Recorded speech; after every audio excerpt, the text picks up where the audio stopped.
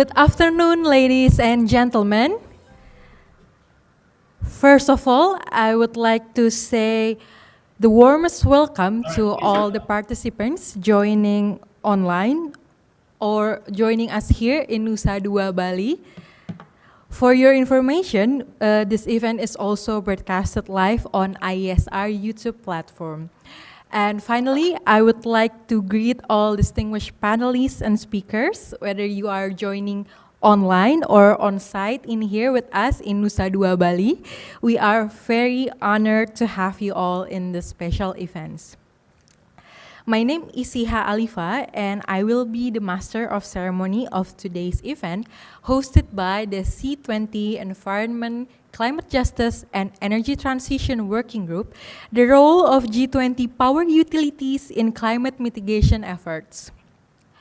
The seminar will provide a platform for discussion among energy experts and representatives from power utility companies among G20 countries about their role in mitigating climate change and reaching net zero emission. I would like to remind all the participants that today's event is held in hybrid mode and the main working language is English. Before starting our event for today, I would like to recite some rules so that today's agenda will flow smoothly. The first is, for participants joining on Zoom, you are allowed to ask questions by using the raise hand feature or leave the questions on the chat box. If you are on the room with us, you will need to wait for the moderator to open the question rounds if you would like to ask a question. And second, for all of the participants on Zoom, please mute your microphone unless you are invited to speak by the host or the moderator. And for panelists, if you are joining from multiple or secondary devices, please ensure that these devices are muted and the volume is keeping down, so only sound from your main device can be heard from the room. So, without further ado, let's begin with the first session of this event. We will be listening to the opening remarks delivered by Ibu Risnawati Utami, as the Shu Sherpa of G20 Indonesia. Ibu Risnawati is also the Executive Director of OHANA, a disability rights and advocacy-based organization in Yogyakarta, Indonesia. To Ibu Risnawati Utami, you may have the floor.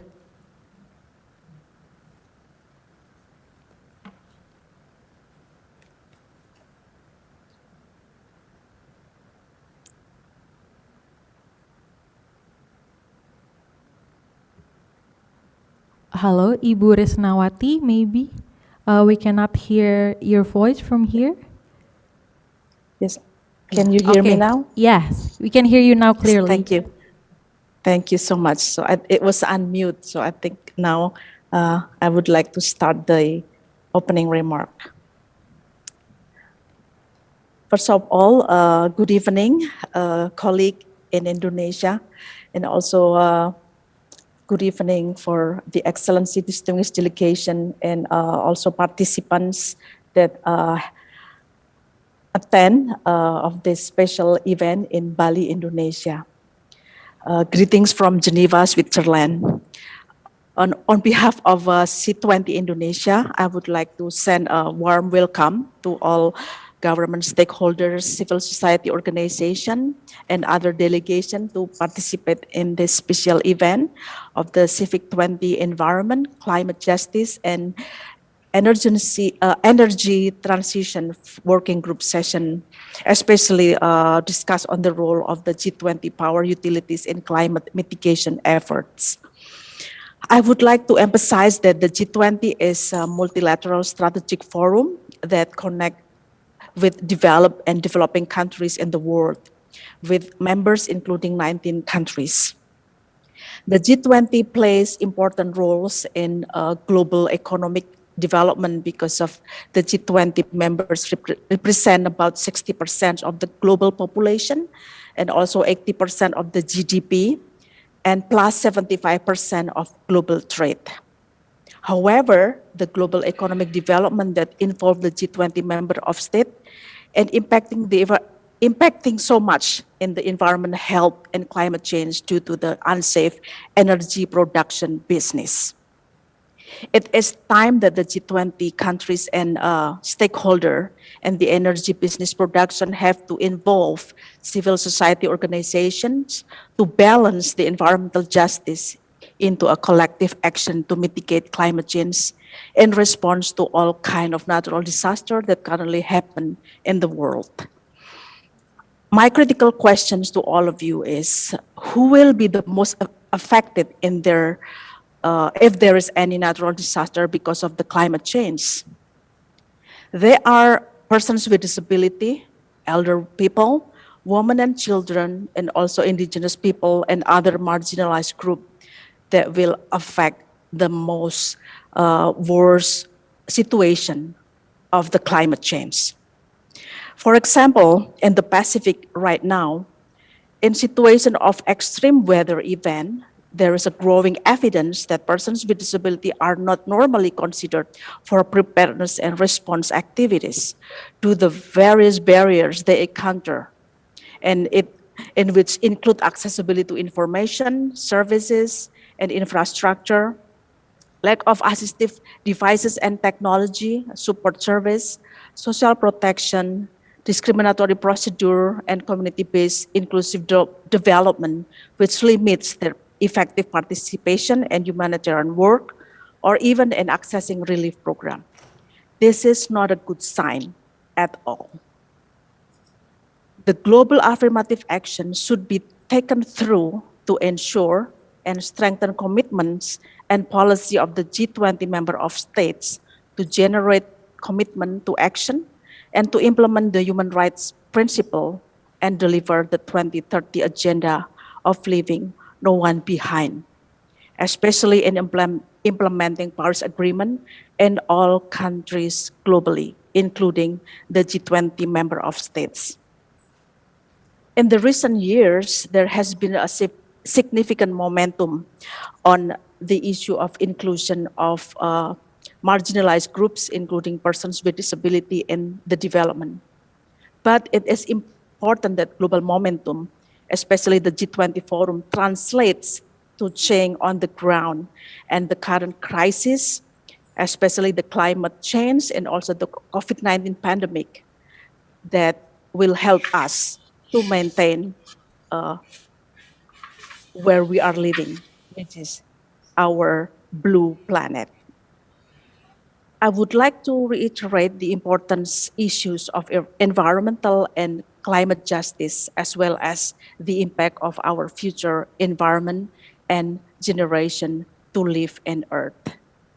But considering the advance of economic growth that focusing on energy production, that ignoring green environment and climate change can cause a negative impact for our blue planet, and it can be destroyed sooner than we expected.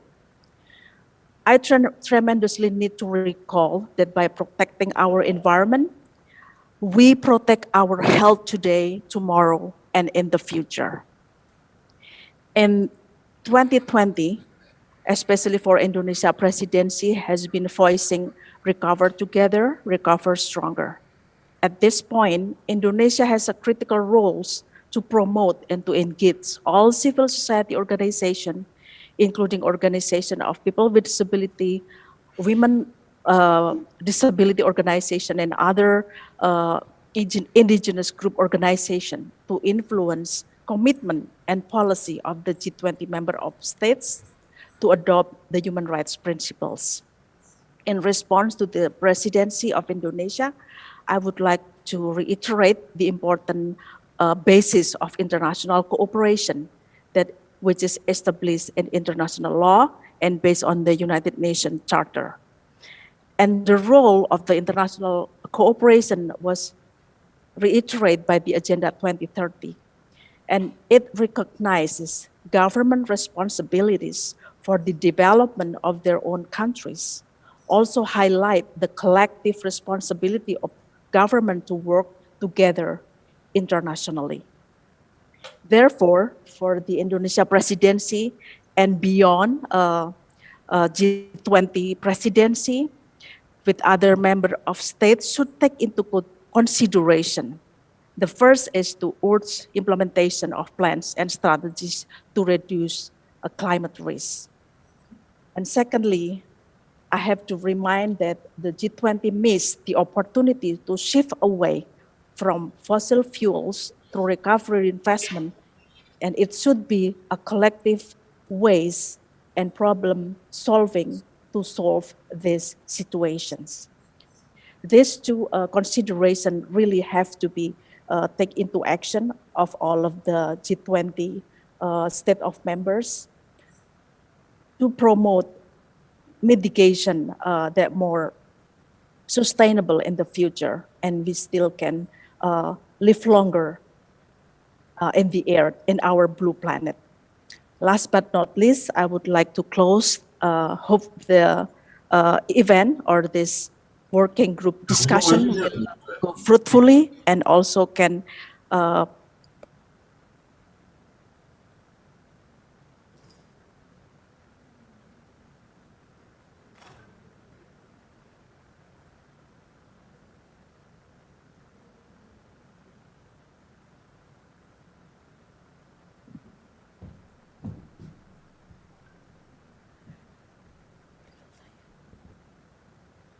Thank you so much. I think I was unmute for a while, but Yeah. my closing closing remark at this point is I would like to emphasize all of the G20 members to work together with the civil society organizations, and most importantly, this event can provide concrete recommendations that can influence commitment and policy to all G20 members to promote accessible and friendly mitigation for climate risk. Thank you. Thank you, Ibu Risnawati, for your welcoming remarks. May we hear a round of applause for Ibu Risnawati, please? Thank you. Next up, we will listen to the congratulatory remarks from a very esteemed guest for today. He is Mr. Mahmud Muhildin, the COP27 high-level champion. Mr. Mahmud previously served as the World Bank Group Senior Vice President for the 2030 Development Agenda, United Nations Relations and Partnerships until January 2020.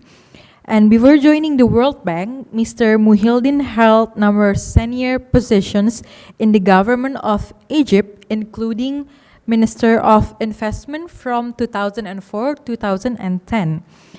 He also served on several boards of directors, including the Central Bank of Egypt and the banking and corporate sector. He was a member of the Commission on Growth and Development and selected a young global leader of the World Economic Forum. Now, without further ado, let us present to you Mr. Mahmud Muhildin.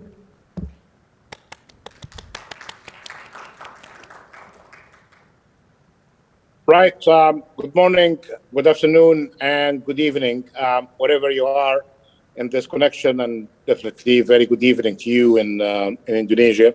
Very grateful to the opportunity to address you today in a very important issue that I'm actually going to address even further later today in this forum that we have.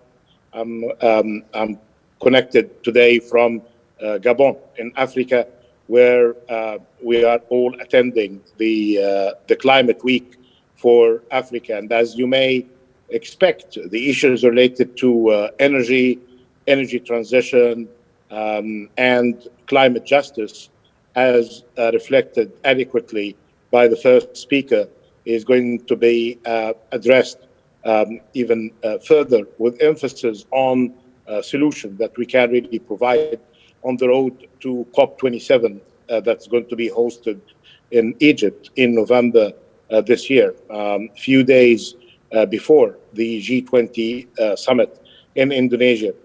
And as a multilateralist, like to commend the leadership of Indonesia and the efforts undertaken by the government and the great hospitality by the people of Indonesia to keep the momentum in international cooperation and support the work of the G20 despite the geopolitical challenges and tensions that are impacting the extent of our international cooperation in the most difficult of times facing humanity since the Second World War.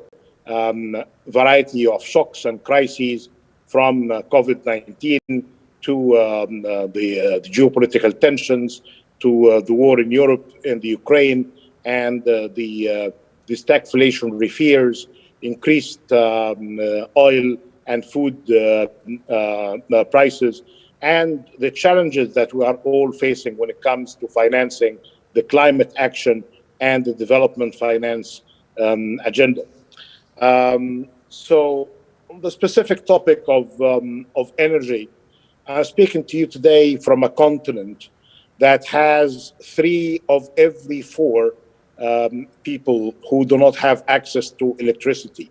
If the figures are right, that around the world we have 800 million people without access to electricity. So we need to bear in mind that 3 out of 4 of people are residing in Africa, specifically in sub-Saharan Africa.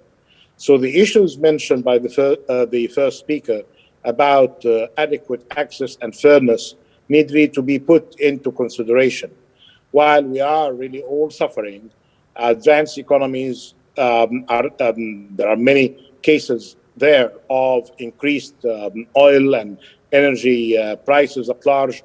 The energy mix had seen unprecedented increases, breaking records every month.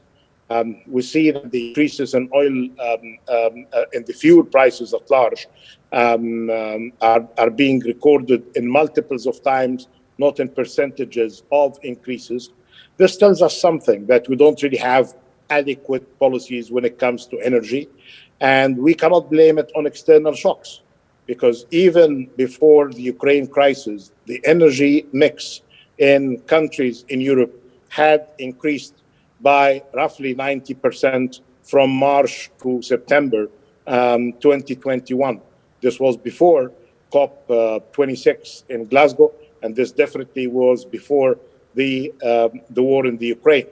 So I think it starts first, and this is my first recommendation, is basically about the adequate energy policy that we need really to embrace, how to phase out, as we should, from our much dependence on fossil fuel, not just on energy, but in critical sectors, including agriculture, how to invest better in renewables, how to embrace technology, especially in the new areas related to solar, wind, and green hydrogen, and how to apply the principles of fair access, clean and green energy, and emphasis should be made here on efficiency of production, efficiency of transmission, and efficiency in consumption. Been getting many figures and update that efficiency on consumption, for instance, alone in a country like the US, a G20 member, which could really be telling us that improvement by 5% in the efficiency of consumption is equivalent to the consumption of electricity of a big or a relatively big country like my home country, Egypt, for the whole year. So here, I think a holistic approach is required, because it is not really going to be solved through some partial piecemeal approaches, the problems that we are facing today. And I'd like really to take this opportunity to share with you 5 quick areas of points of emphasis, of relevance to our discussion today on energy, just transition, matters related to climate, and how to put that within the SDG framework that the first speaker had mentioned. I think the whole world had been suffering from a reductionist approach to sustainability, for sustainability to mean only climate action, and climate action to mean only decarbonization and putting a price to carbon. I'm not undermining or belittling the importance of carbon and carbon pricing or reducing emissions, but sustainability as we know it is much more broader than this. It is about mitigation when it comes to climate, mitigation of emissions. It's about adaptation. It's about dealing with the file of loss and damage, especially the impact of the vulnerable people, as mentioned by the first speaker. It's about finance as well, how we are financing the whole sustainability agenda. But actually, all of that needs really to be put within the 2030 development agenda. So the Paris Agreement needs really to be fully aligned and fully integrated within the SDG framework. And otherwise, we are going to be suffering from bad repercussion of partial and a piecemeal approach that will have major repercussions, especially on the poor. And talking about poverty, just as a reminder and why we're emphasizing the holistic approach, the number of the poor back in 2017, 2 years after the issuance of the SDG, was around 700 million. Because of the variety of shocks, we are now exposed to a bigger number of poverty around the world, close to 860 million. So any kind of a solution on energy or climate needs really to put into consideration that we are facing bigger number of people who are suffering from extreme poverty around the world, and we are drifting from target, and we, through that kind of work, we are not meeting the targets of the 2030 agenda based on the trajectories we have. The second point, that we need really to have effective implementation. It is not enough just to talk about the problem, but basically, when it comes to the climate action agenda, it's about implementation. How can we projectize all of these ideas and proposals going forward? What kind of finance and implementation needs? What are the means of implementation required, especially on matters related to technology and sharing knowledge? North-South, South-South cooperation are very much required. The third, and that's why I'm here in Africa, there is a regional dimension of cooperation. In your neighborhood, the ASEAN, for instance, is playing a fundamental role in regional cooperation, which is complementary to the other efforts at the global level at the G20. So the work and the regional perspective needs really to be emphasized. The fourth element is basically about localization.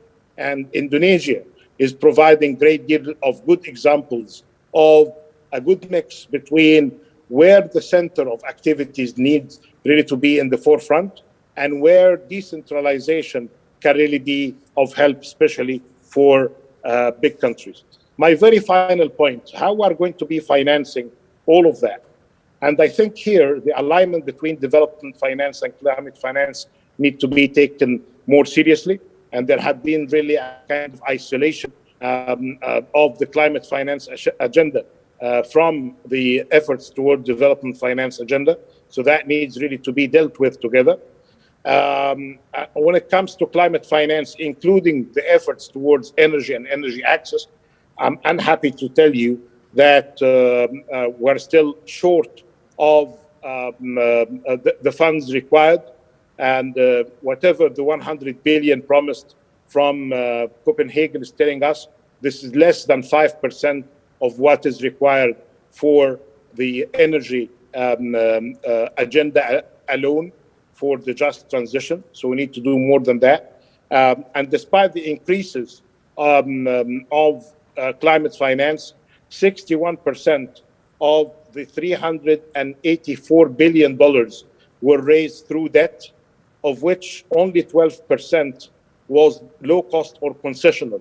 So we have a climate finance challenge that we don't have adequate finance. Second, we are more reliant on debt. Third, that many countries around the world are facing major challenges when it comes to debt and debt management. So we need more private sector participation. We need more partnerships. We need to facilitate the business environment. We need to have the issues related to financial innovation resolved, including through public-private partnerships. More work is required in ESG finance. More work is required in development of carbon market. More work is required in debt reduction mechanisms in order to rely less on debt. And there are many opportunities on debt swaps for nature and for climate. And my very final point on the climate finance agenda is basically that the budget of the state needs really to reflect the priorities of what we are talking about when it comes to just transition and the SDG framework. So again, what you would be expecting from the agenda of engagement for COP27 in Egypt in November, a more holistic approach towards sustainability, focusing on implementation and projectization of ideas and initiatives, a more of emphasis on the regional dimension, localization, and finance. Having said that, I'm very grateful to the opportunity. I wish Indonesia and the rest of the members of the G20 through their partnerships all the best in these kind of difficult times that the whole world is facing, and wish you all very good discussions on these points that we are discussing today. Thank you so much for giving me this opportunity.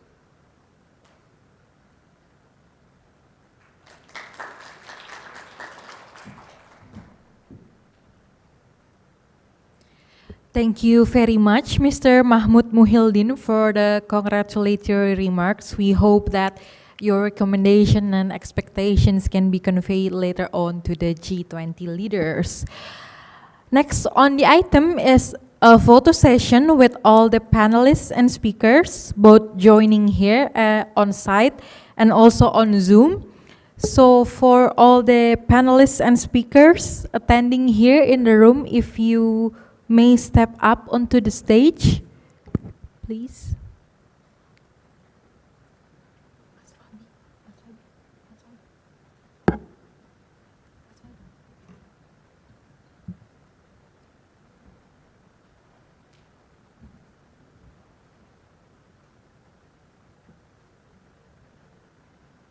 Okay, and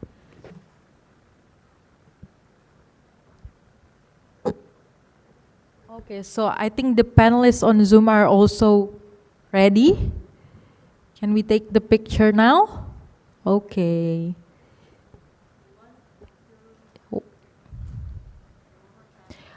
1, 2, 3.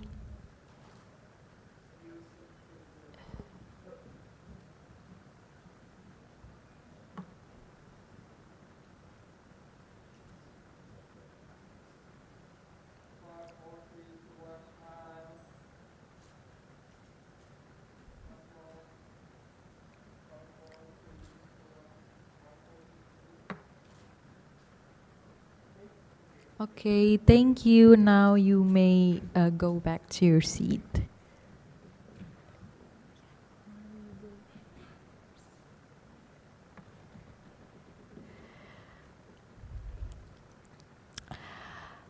Ladies and gentlemen, we are now entering the main agenda of our event. We will be listening to a presentation from our keynote speaker, Mr. Philippe Benoit, on the issue of engaging state-owned power companies in climate action. Mr. Philippe Benoit is an adjunct senior research scholar at the Center on Global Energy Policy at Columbia University School of International Policy Affairs. Philippe has had a distinguished career in energy development and climate policy. From 2011 to 2016, Philippe served as head of the Energy, Environment and Energy Efficiency divisions at the International Energy Agency. In addition to his time at the IEA, he worked for over 15 years at the World Bank, including as energy sector manager for Latin America and the Caribbean, and at Associate General as a director in the Energy Project Finance Department. Now, ladies and gentlemen, please, with me, allow me to invite Mr. Philip Benoit to the stage.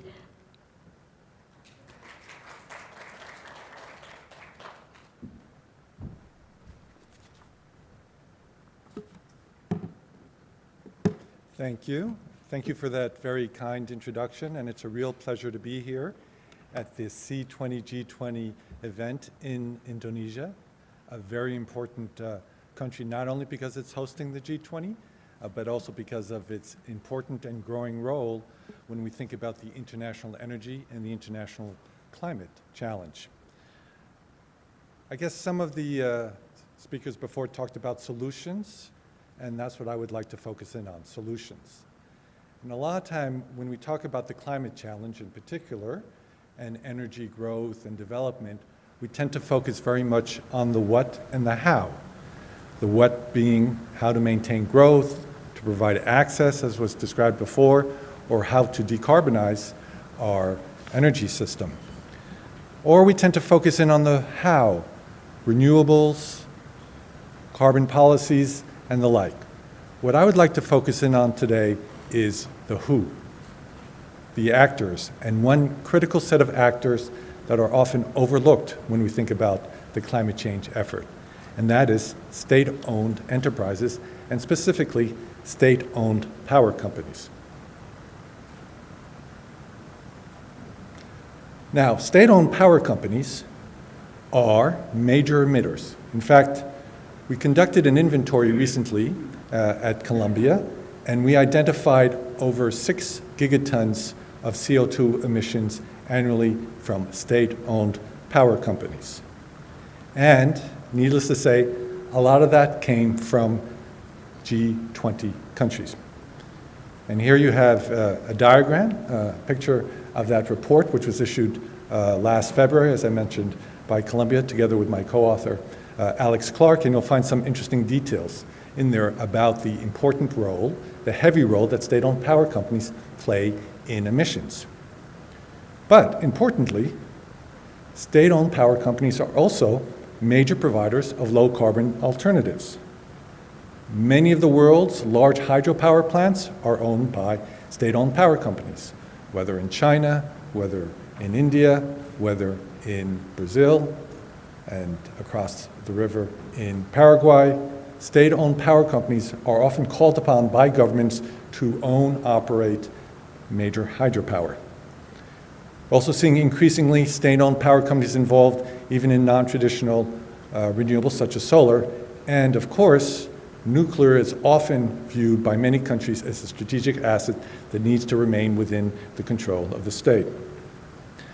One thing to bear in mind is that state-owned power companies are notably extremely important in emerging economies. When we look across the G20 or other economies, what do we see? Those which are emerging economies, Indonesia, China, India, South Africa, and others, state-owned power companies tend to dominate the energy sector.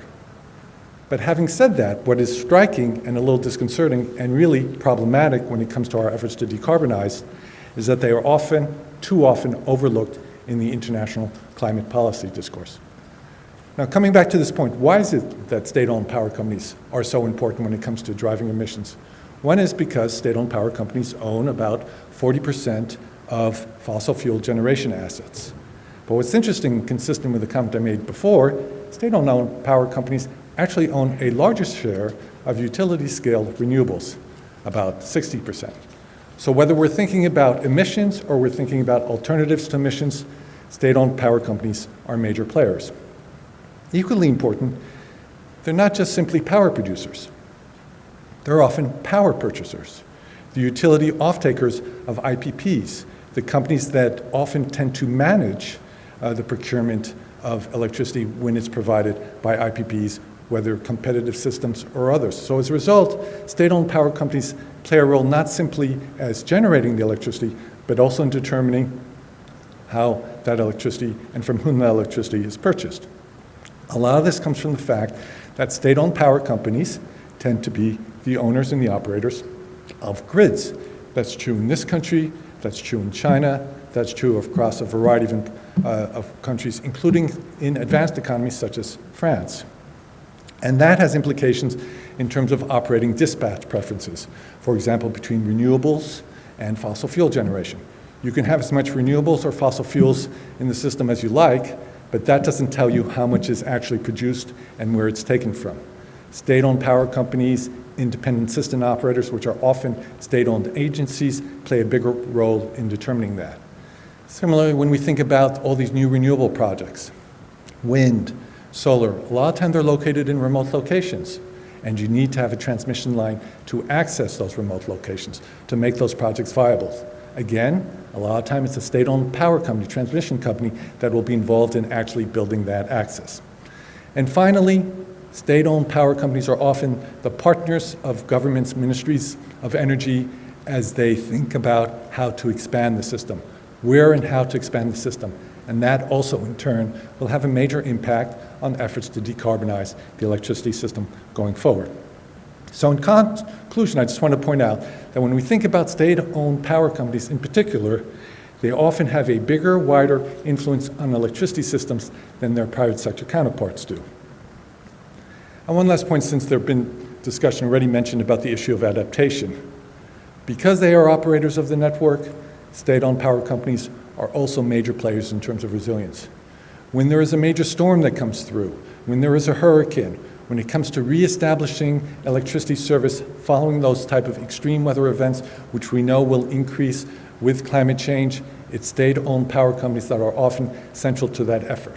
So whether we're thinking about mitigation or whether we're thinking about adaptation and resilience, the who, state-owned power companies, are major players, and we need to take them into account.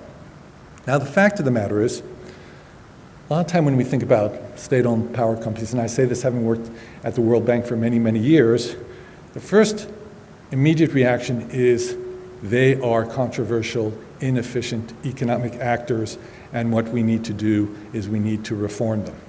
In fact, this has been the ongoing dialogue and discourse around state-owned enterprises for years, and you have an illustration here of guidelines that the OECD issued on this issue specifically of how you improve corporate governance in state-owned enterprises.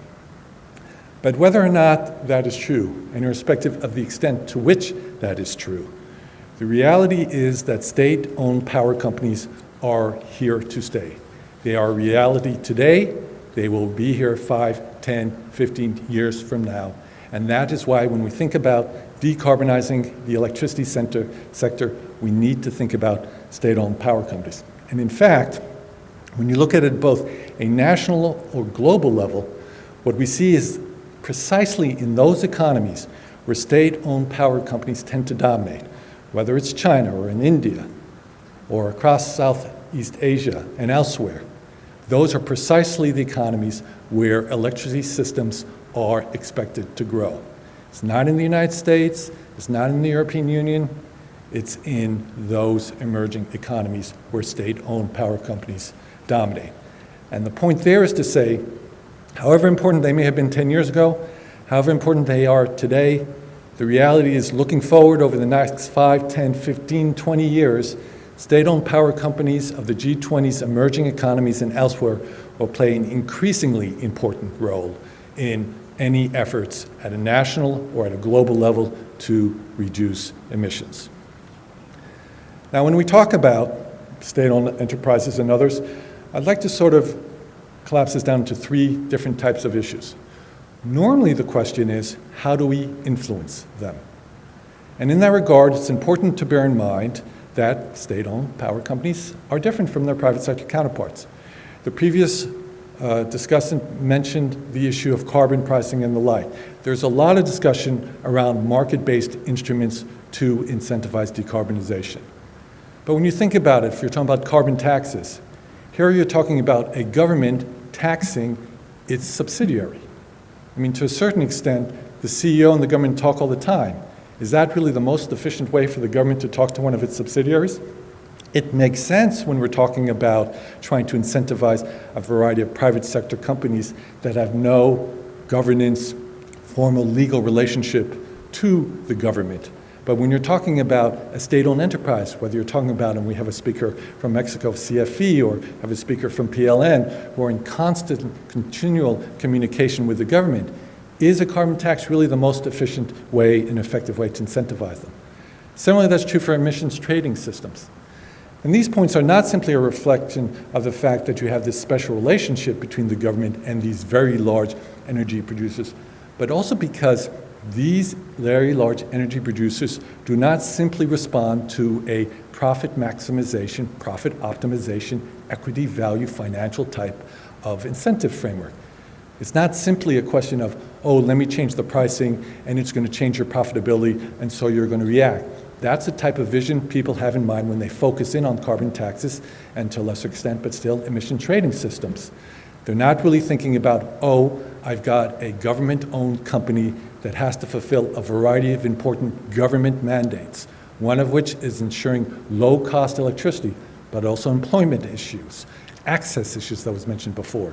These companies respond to a variety of different important mandates imposed by their government shareholder, and as a result, you can expect that financial incentives, financially directed policies, such as carbon taxes and emissions trading systems, will tend to have a more muted impact on state-owned power companies than on their private sector companies.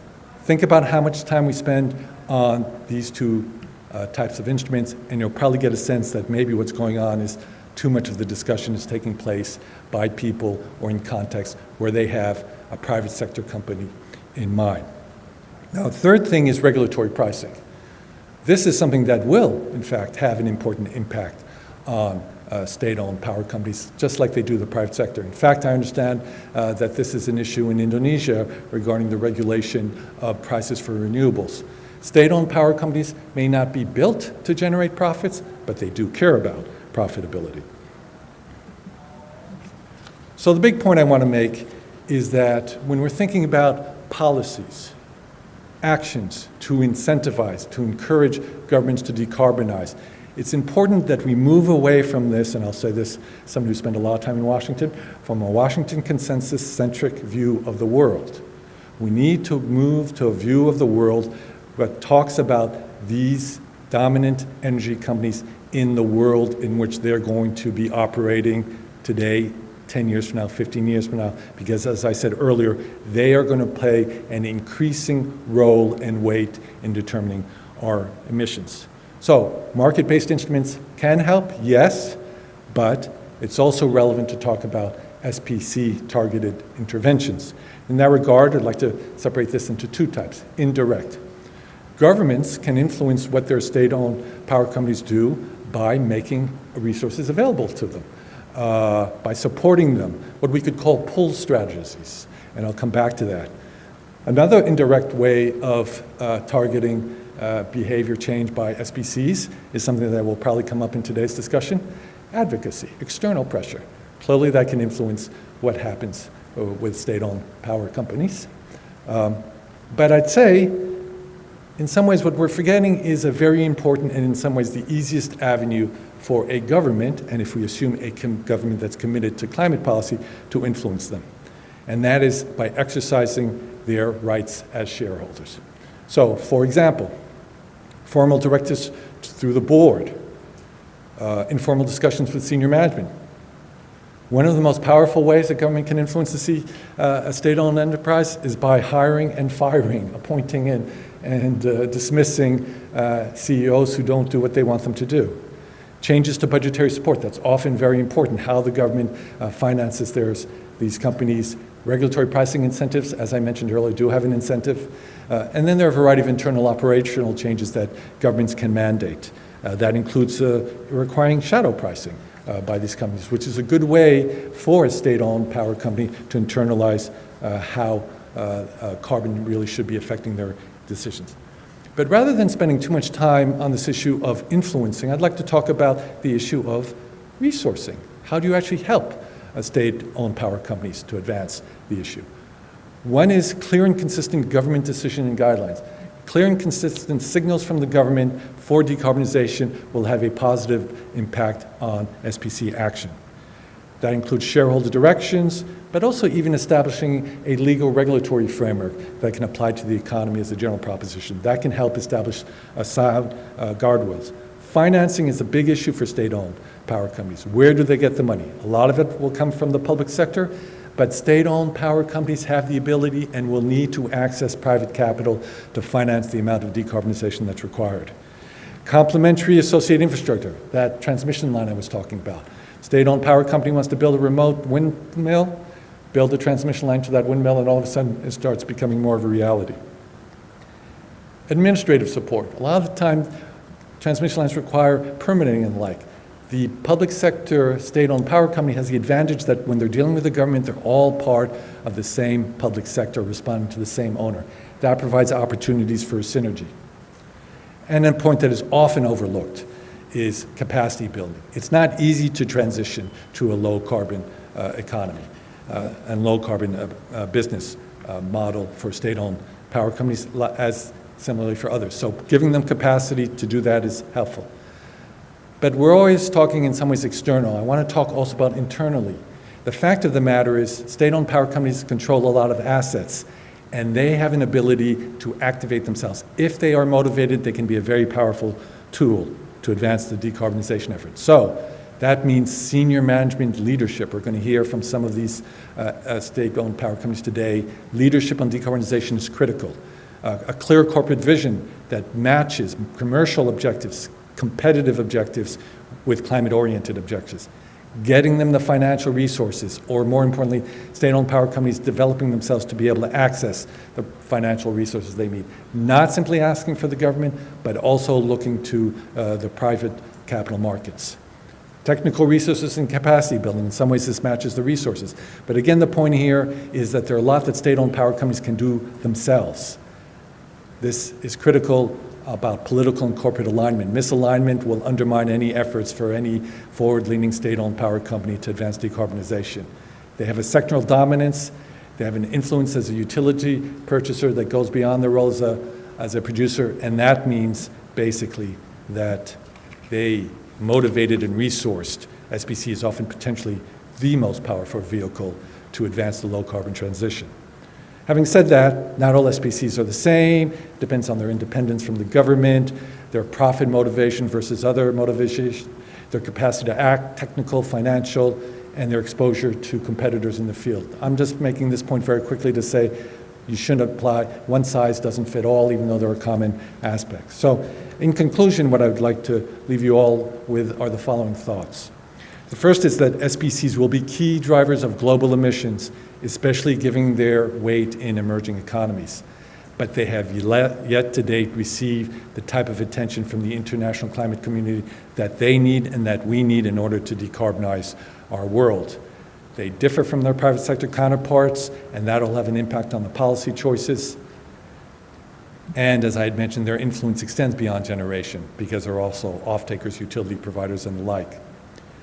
So even though there's these commonalities, they differ from each other, and that means you need to choose the right policies. It may not be the same thing in Mexico or in Indonesia or South Africa or in China, but the fact of the matter is they need to participate in the low-carbon transition as partners, not as adversaries, as enablers and not just producers.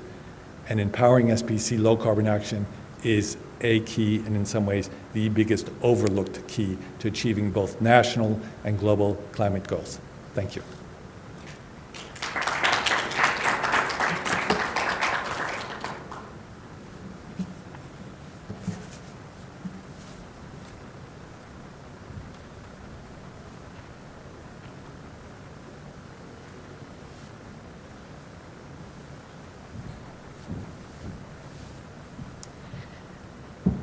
Thank you, Philip, for your really insightful and interesting presentation. Next, we will also be having another energy and climate expert to deliver a presentation about how can G20 countries accommodate more renewables in the power market system. He is Jujin Kim, the Managing Director of Solutions for Our Climate. Before founding SFOC, he conducted numerous energy-related projects as a lawyer at Kim & Chang, Korea's largest law firm, and he continues to lend his expertise on Korean climate change and energy policy. Having served as Commissioner of the Greenhouse Gas Statement Disclosure Review Committee, established under the Ministry of Environment, and the Working Group for the Third National Energy Framework Plan. Please join me in welcoming Mr. Jujin Kim. Mr. Jujin Kim, the stage is all yours. Thank you very much. It's a great pleasure and honor to be contributing to this event, and it's very unfortunate that I have not been able to make it to Bali. Bali is a very important place in my personal career in climate change because it's one of the first COPs I've been to. I believe more than 15 years ago. Actually, exactly 15 years ago, in the same place, Nusa Dua, Bali. COP 13 took place. Very interesting, a very wonderful COP that I experienced. If the host could enable my screen share, I could continue.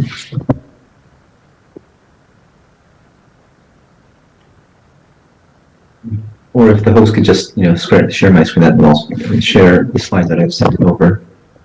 That would also be fine.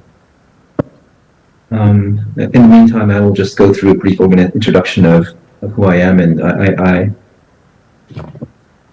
of the organization that I work for.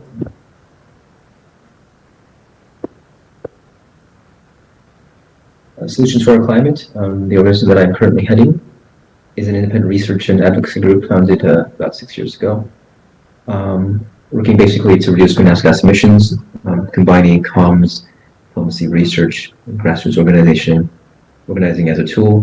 We not only work in the power sector, but we also work in climate finance, promoting renewables, and accelerating industrial decarbonization. I will divide my talk today, although just 15 minutes, into 3 parts. First, I'll present a couple of slides on the state of renewables in the G20. I'll also talk a little bit about what the challenges are, mainly in state-owned utility-led G20 countries, especially around renewable energy curtailment.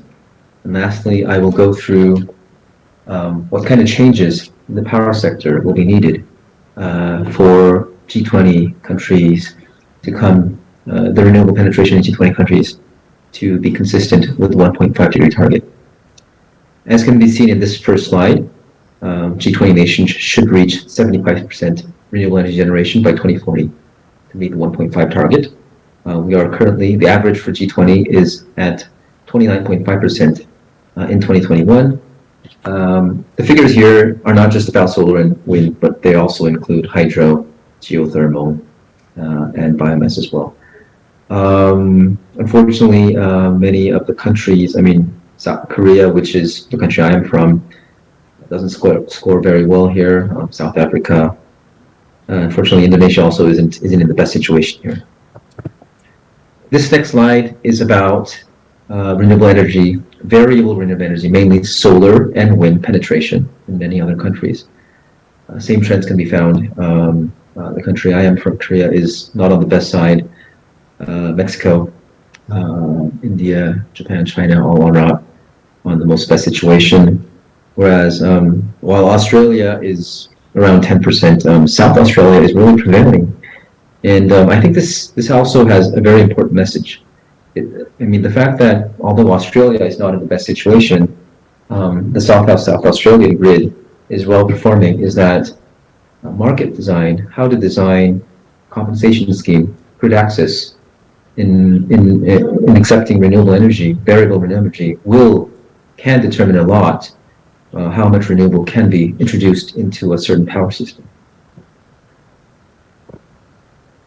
Another important feature that I would like to mention, and also a very important driver of renewable energy growth in many jurisdictions, including Korea, is corporate PPAs, corporate renewable PPAs. It's especially have been driving a lot of renewable penetration in America and Europe. Compared to the size of greenhouse gas emissions and the size of the power sector and potential growth, the growth of renewable energy PPAs, direct PPAs in the Asia Pacific region are relatively low. And I also think that this represents a systematic, legal governance framework problem that many of the countries in this region are experiencing and will have to overcome.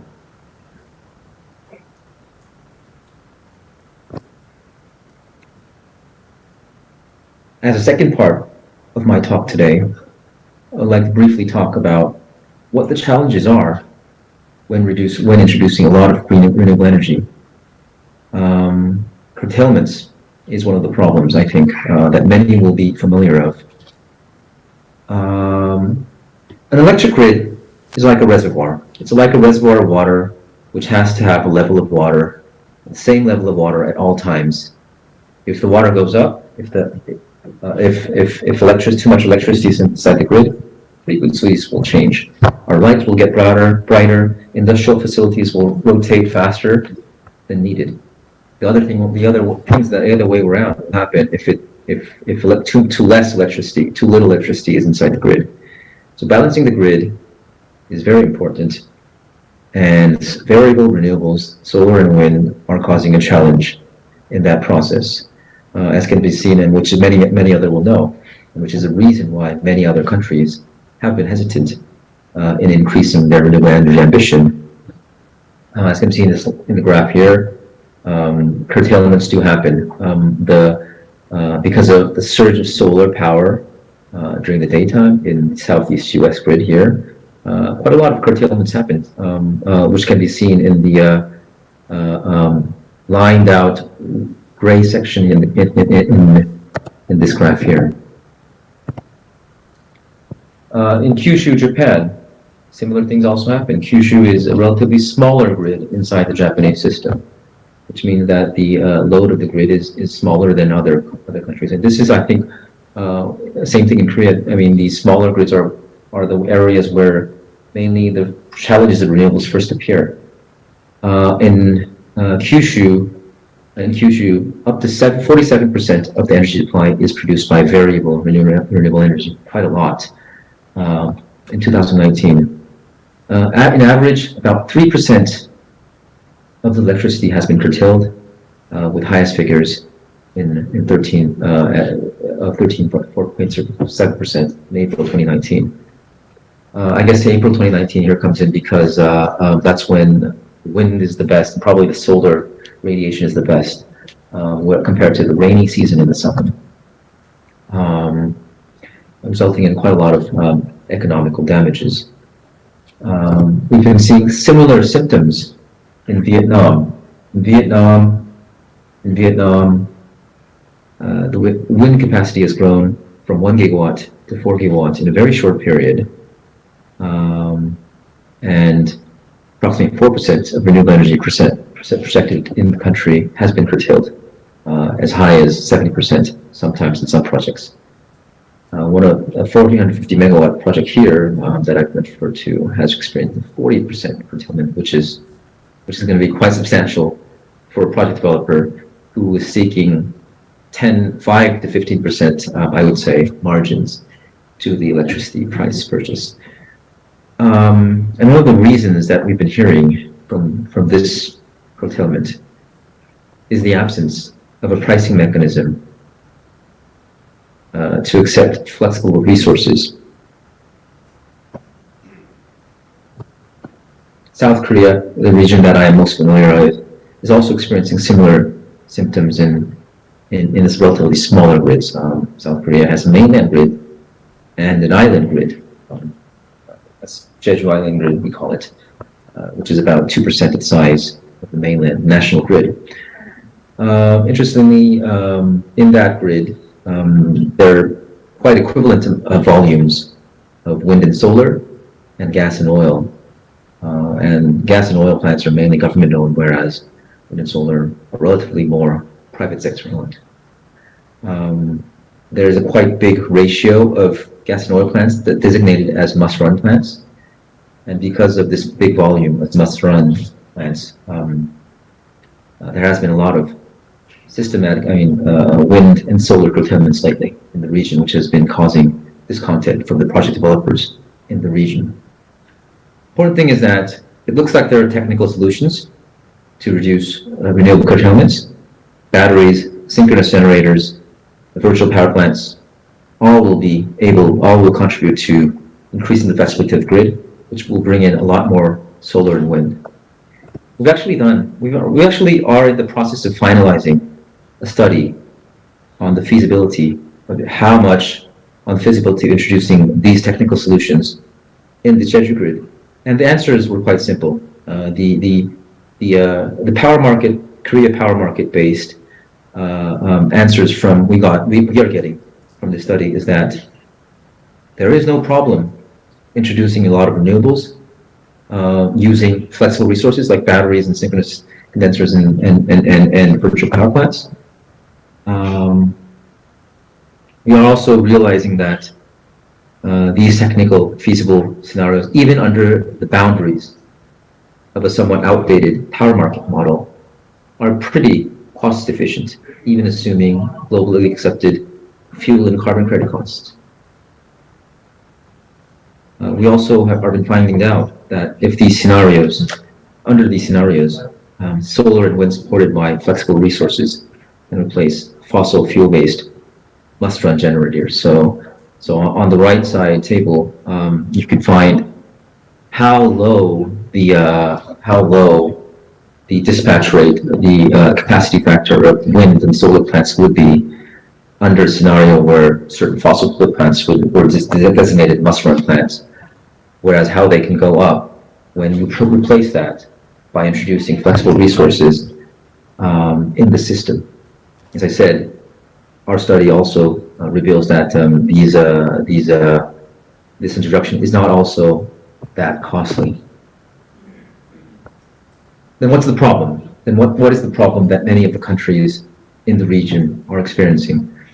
The one thing for sure is that this power system will be operating with a lot of renewables in a much more complex way, where a lot more actors come in with different types of power sources, flexible resources, which have competitiveness in each of their own angles. Some are better at a very short time perspective. Some are very good at an hourly or day level perspective. Some are costly, some are less costly, and the demand and supply may differ. And the new market system, I would say, in order to properly reflect these different kinds of power sources, flexible resources, our power system cannot operate in the way as where we had a unilateral power system, where power was produced only by a couple of power plants, large-scale power plants. This different set of technologies and players will inevitably accompany a different set of decisions and procedures. The Energy Ministry, the regulatory agency, system operators will have to work in a different way. And I think in that process, one of the biggest challenges that our system operators or our utilities may experience is that many of these decisions may not always be in the benefit of their economics, because, as I said, in the Jeju province, in the Jeju Island grid, where in Korea, a lot of the renewable producers, a lot of the demand response suppliers, a lot of the battery suppliers are not always owned by the state-owned utilities. And how to provide a transparent and fair opportunity for these new emerging technologies, which are provided by a different set of players, is going to be very important. I'm very curious in that perspective how other countries have been coping with this challenge. I think this story in Germany or the European, in Europe also, I also think will be very different. I also am I believe Mr. Che will be talking about a Korean case, and it would be great to hear about the Mexican experience as well. I also think that the Eastern European experience will be very, very interesting for a lot of state-owned utilities in the region, because Eastern Europe was a country, former Soviet bloc countries were countries where state-owned utilities were mainly leading the power sector, and with the introduction of the with the accession to the European Union, and certain requirements for flexible renewable sources, the changes that these state-owned utilities have experienced in Eastern Europe, I think will provide a lot of meaningful lessons to many of the state-owned utility participants in today's session. So these are the slides. This is what I have prepared for today. Once again, thank you very much, and a great honor to be here at this session, and look forward to a lot of questions. Thank you very much.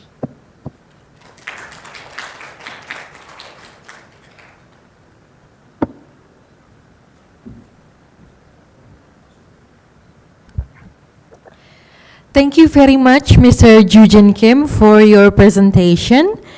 And ladies and gentlemen, now we will move on to the next agenda of the event, which is the panel session, and will be followed by the question and answer session. And I would like to remind all the participants in here, there are coffees, teas, and snacks outside, so you can bring them in while listening to the panel session. And the session is moderated by Vivian Lee, the International Coordinator of C20 Environment, Climate Justice, and Energy Transition Working Group. So, Vivian, if you may have the stage.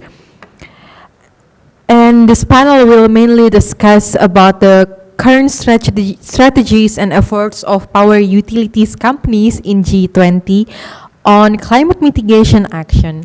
Joining us here in the panelists are Mr. Yongjin Che as Vice President of Strategy and Planning, Korea Power Exchange from Republic of Korea, and Mr. Federico Lopez as Manager of Environmental Protection, the Comisión Federal de Electricidad, or CFE, from Mexico. And then we also have Mr. Dennis Falk as Head of Division of Energy System Resilience and Cybersecurity, BNetzA, from Germany. And since unfortunately that Mr. Darmawan Prasojo, the Director of Perusahaan Listrik Negara Indonesia, cannot join us today, we will be having Mr. Evi Haryadi as the Director of Corporate Planning Perusahaan Listrik Negara (PLN) Indonesia, and he will be joining this panel session online. So for Vivian, you may begin the panel session. Thank you.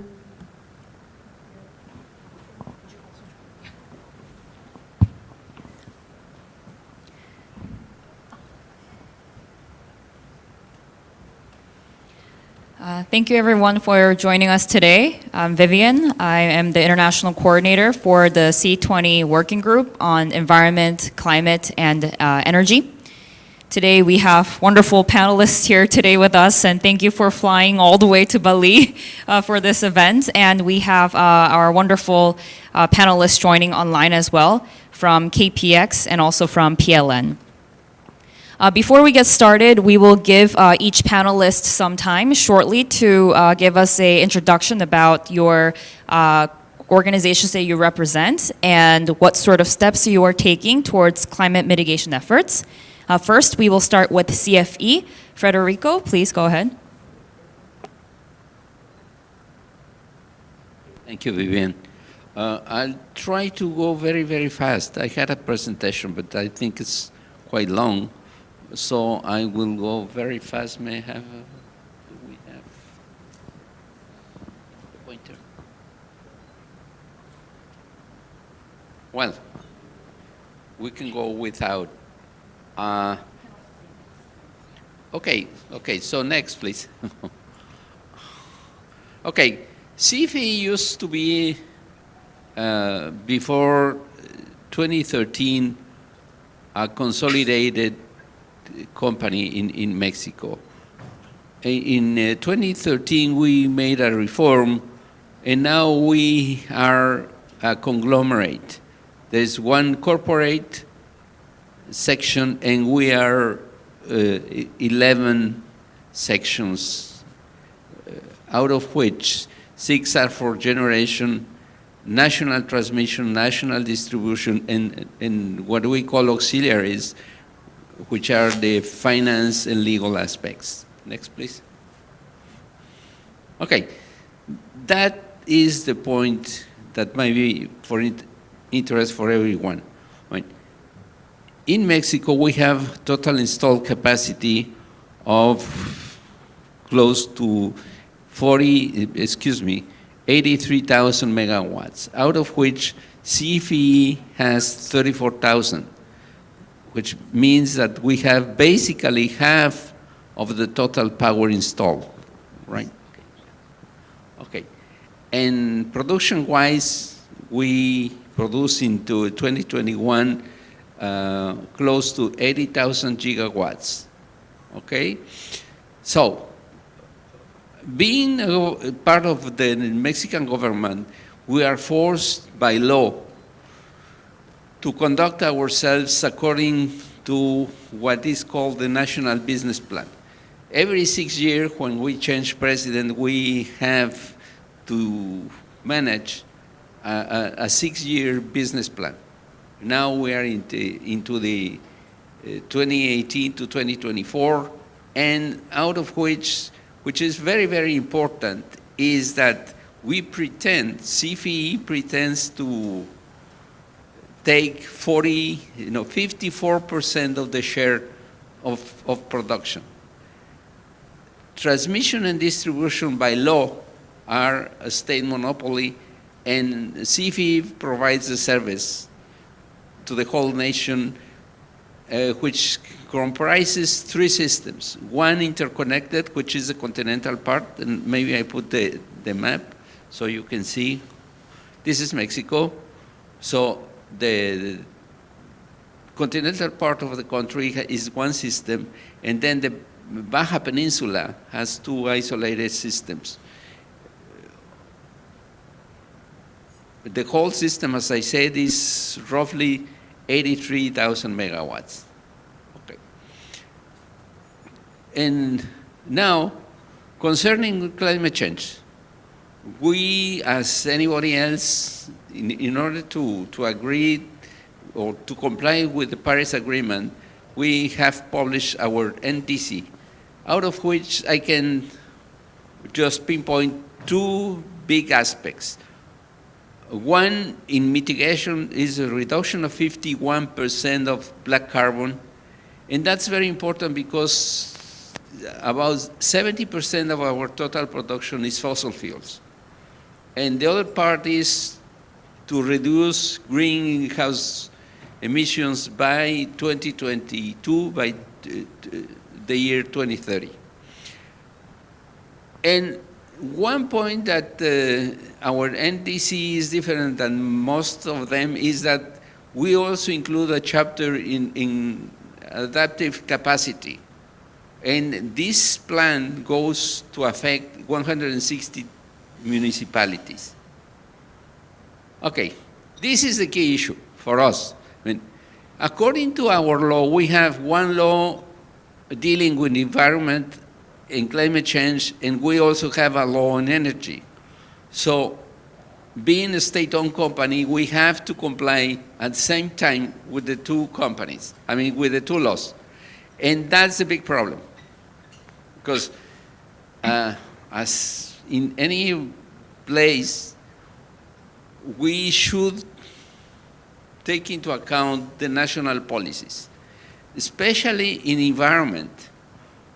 In environment, we have to comply with the emission reduction part, which, as I said, it's 22% of the total emissions to be reduced by 2030. The other key issue is that we are into the market system. So we just established a cap and trade system, and it's called the Mexican ETS system. And actually, we're in the test phase, but it has to be put into the economic part by 2024. Now, into the energy policy, which is very interesting, is that we have to comply with at least 35% of clean energy by 2024. And why clean and not renewable is because we have included nuclear and big hydro production, and so we talk about clean energy, not renewable energies. The other key issue in this is that according to our energy law, we have to comply with clean energy certificates. And that has been a very, very efficient system, because we went, for instance, in renewable energies, basically solar and wind, from a total of less than 1 gigawatt before the reform, and now with the reform we are in the range of 10 gigawatts. So we increased 1,000% in about 4 years. And market-wise, this market of certificates has been very, very successful. Now the certificates are run into the exchange system, the national exchange system, and they are worth in the range of $10 per ton equivalent, CO2 equivalent. But the effort didn't start in this administration. We started with the Kyoto Protocol in 2007, and that for us was a key issue in that administration. Then we decided to go on the specific program, which is called PEC, a Special Program of Climate Change. Then we moved into the national legislation system with the development plan approved by Congress, and now we are in the second phase of that special program. As you can see, the ambition has been growing since the very beginning, and just to check, in the right side of the view, you can see our NDC. As previously said, we have to decrease 22% of emissions. And the other big part of this is that we have included land use, which for not only for Mexico, but for many of the Latin American countries, that is a very big problem. So we decided to include land use. And we have been working with the National Institute of Climate Change. We have run a lot of models, because according to our law, we have to total a 50% reduction by 2050. So depending on the model, we will arrive using one or other policy. You can see in the right part of the view all the possible solutions we can make.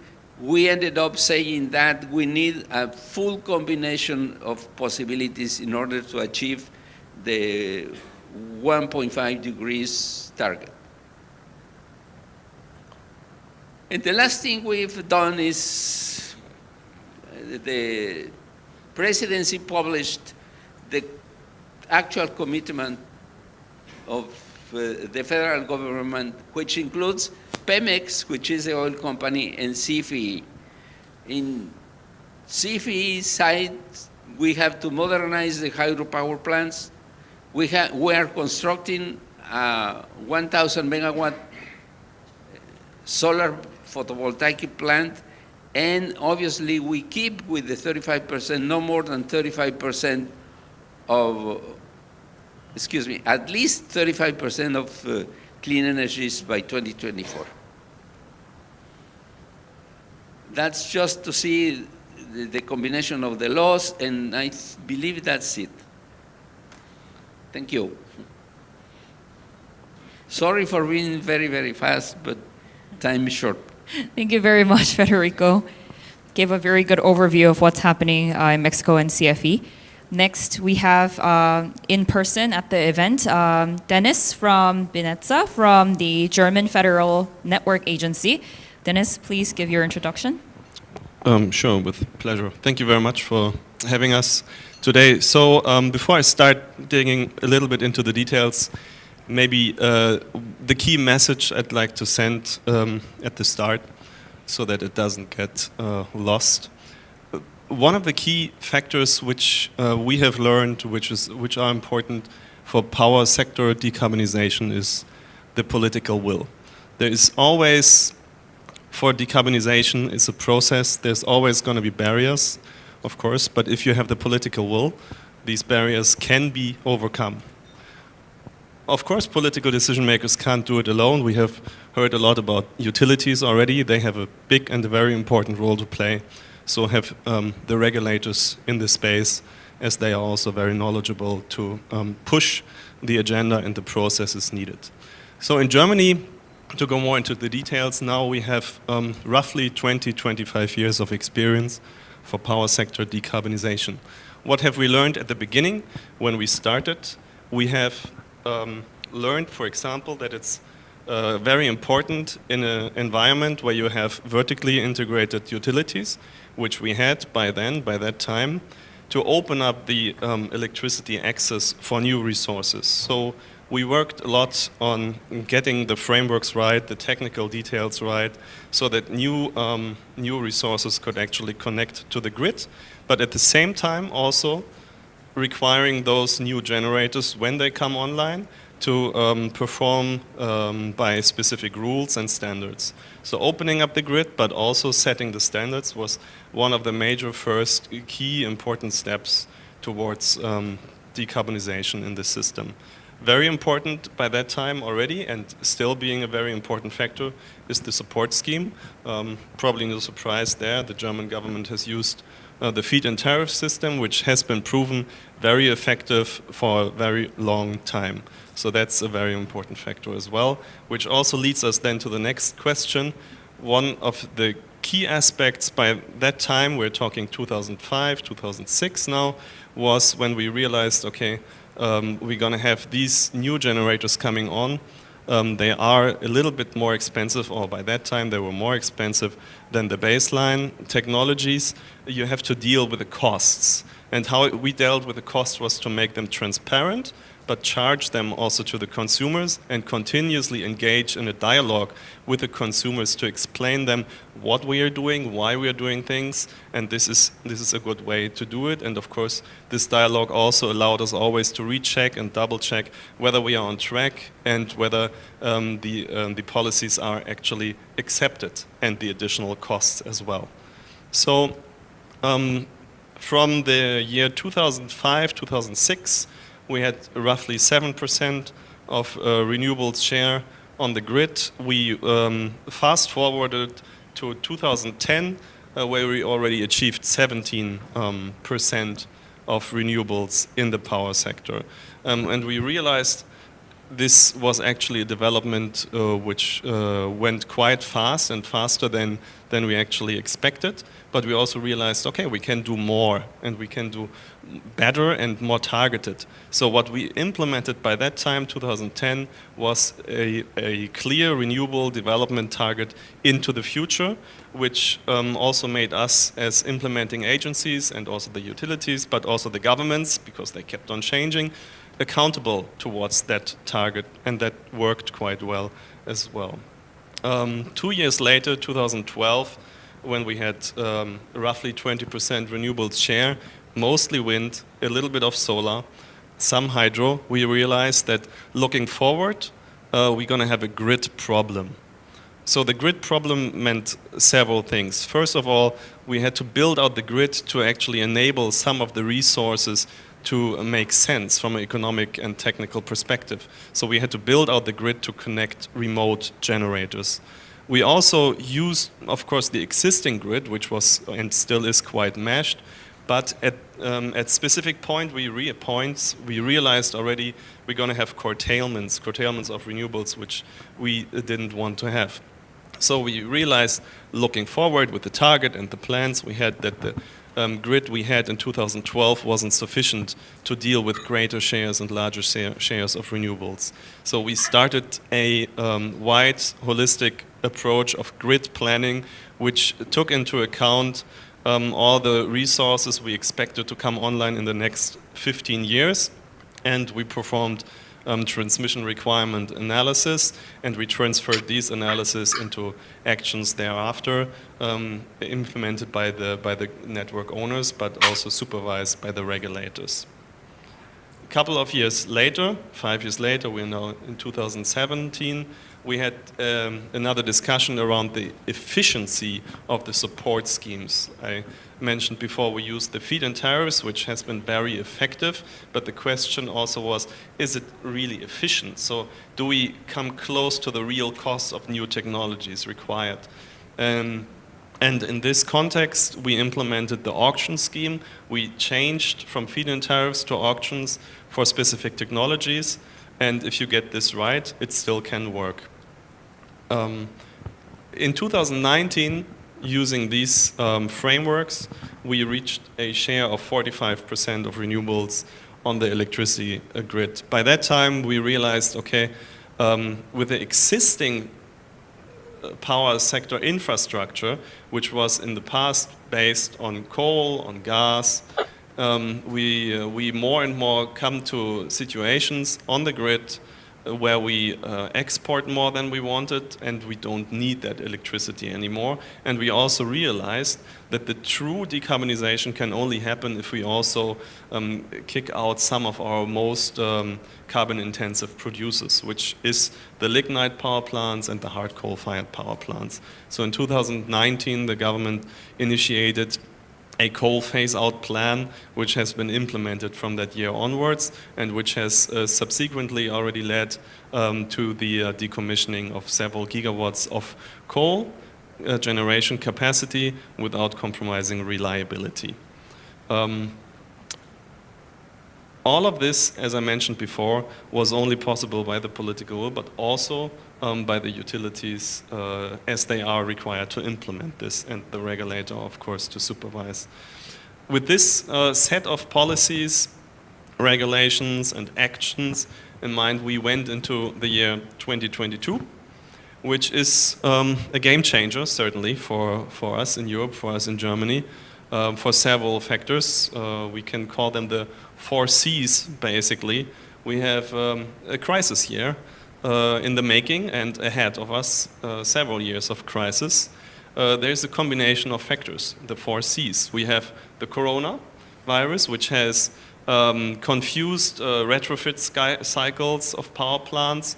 So power plants which actually were expected to be online weren't online anymore. We have climate change knocking at our doors this year.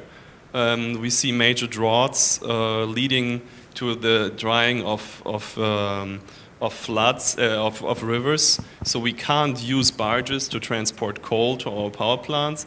We can't use the water for cooling for our conventional power plants.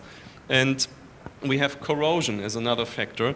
Corrosion as a serial error in some of the nuclear power plant fleets in one of our neighboring countries, leading to the fact that less than half of the expected nuclear generation capacity is online.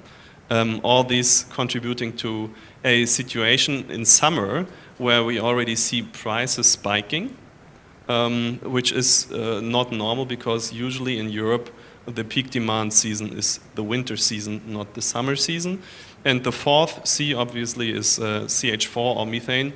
So we have a continuously and growing lack of gas available in our system, in our power system. We use that gas obviously also to produce electricity.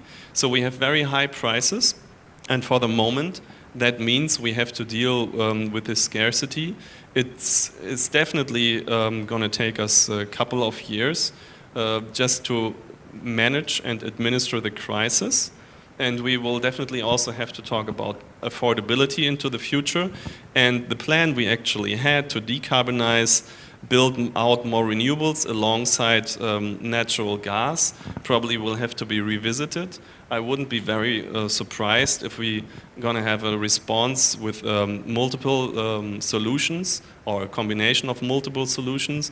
One of the solutions I can already see is the acceleration of the deployment of renewables, even beyond what we expected in the couple of years in the past. I can already see also that we're going to integrate the power systems across Europe even stronger and even quicker as well, because we share different resources, and this you can only do if you build out these transmission lines. So I'm pretty sure we're going to see this. And then the big elephant in the room is how we deal with reliability when the wind doesn't blow and the sun doesn't shine, and other technologies are also not online. I guess we're going to see this for the time being. I wouldn't be surprised if we see old coal-fired power plants, which we actually scheduled to be decommissioned, coming back online, and then we see what the winter brings. Thank you very much.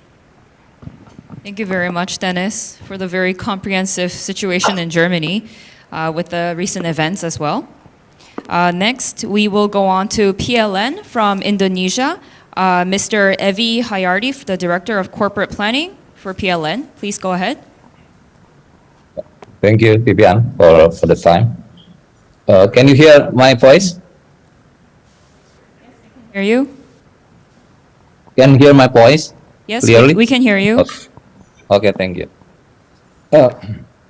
Distinguished guests, ladies and gentlemen, good afternoon. First of all, I would like to apologize that Pak Darmawan could not come, and also I cannot physically attend this event.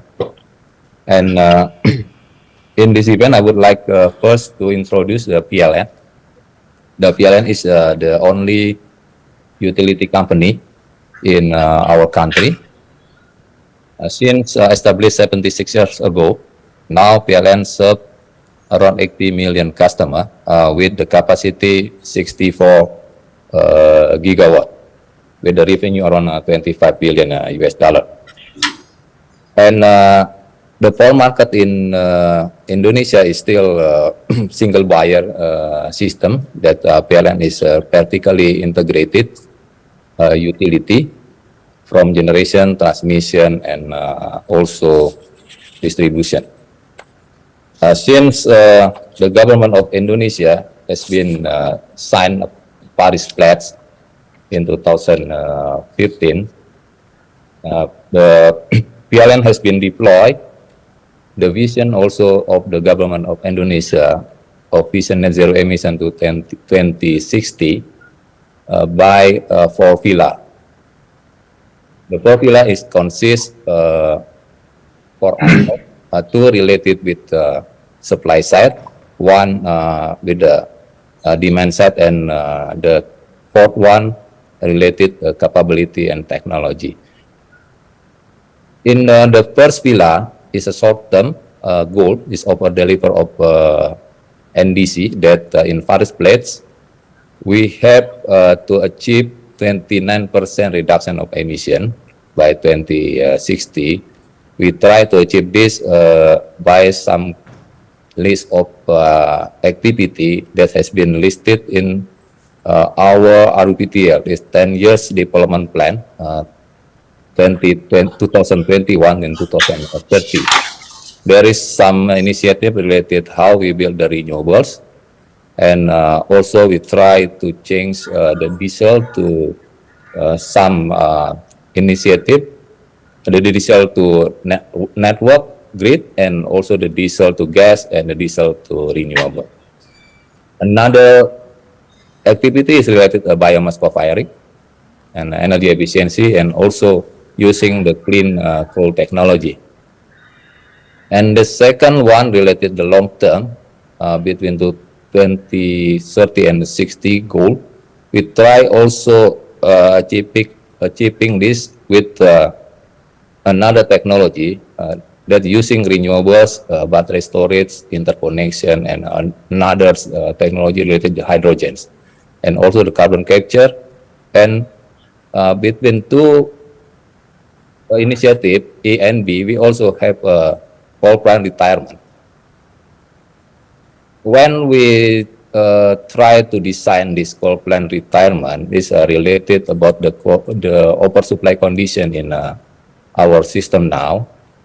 And we try to normal retirement in the base of our plan to achieving 29% emission by 2030. This is our target to unconditionally of NDC. We also have a target for conditionally 41% reduction using helping of institutional financial. In demand side, we also have some initiative related how we try to promoting the induction stock, electric vehicle, and another activity related to rooftop solar and also emission trading scheme.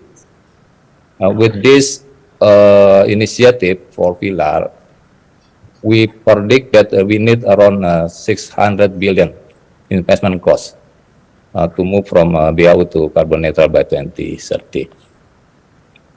In detail, if you want to see that to do this, we need around 413 gigawatt for capacity with 75% renewable achieving in 2060 with 19 gigawatt of interconnection between our island, mainly between Java, Sumatra, Jawa, Kalimantan, and also Jawa and Nusa Tenggara.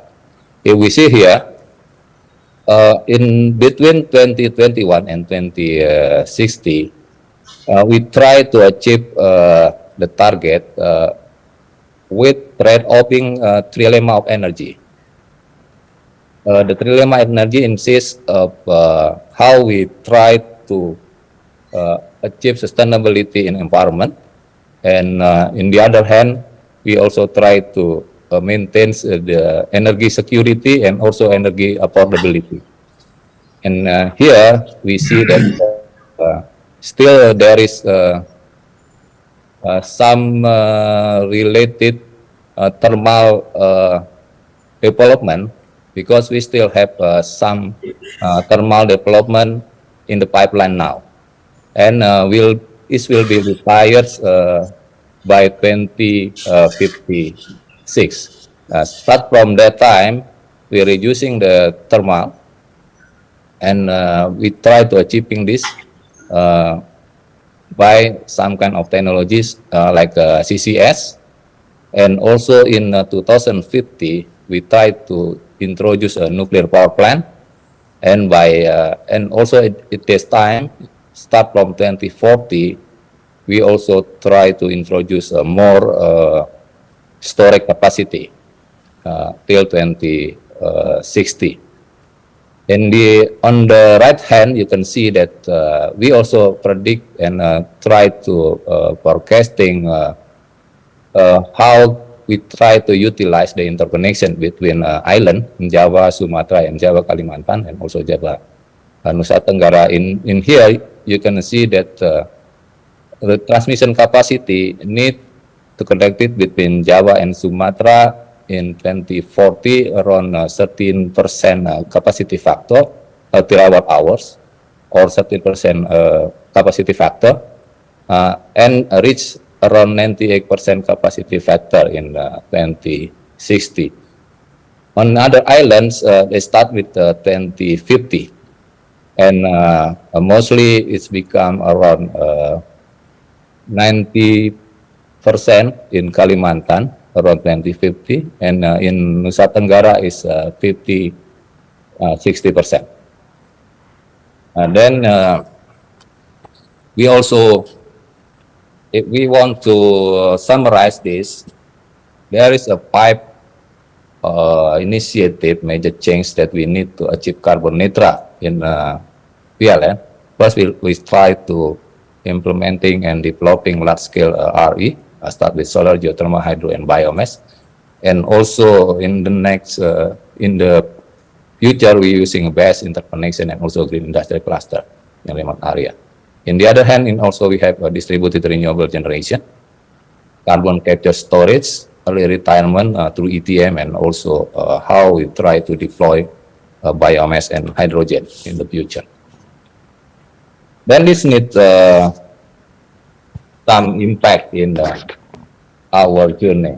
First, based on our simulation, the incremental electricity will be rise up around 3.3 cents kilowatt-hour in 2060. It means because in our scheme, we're still using the scheme of subsidy and compensation, and this based on cost plus margin and tariff adjustment.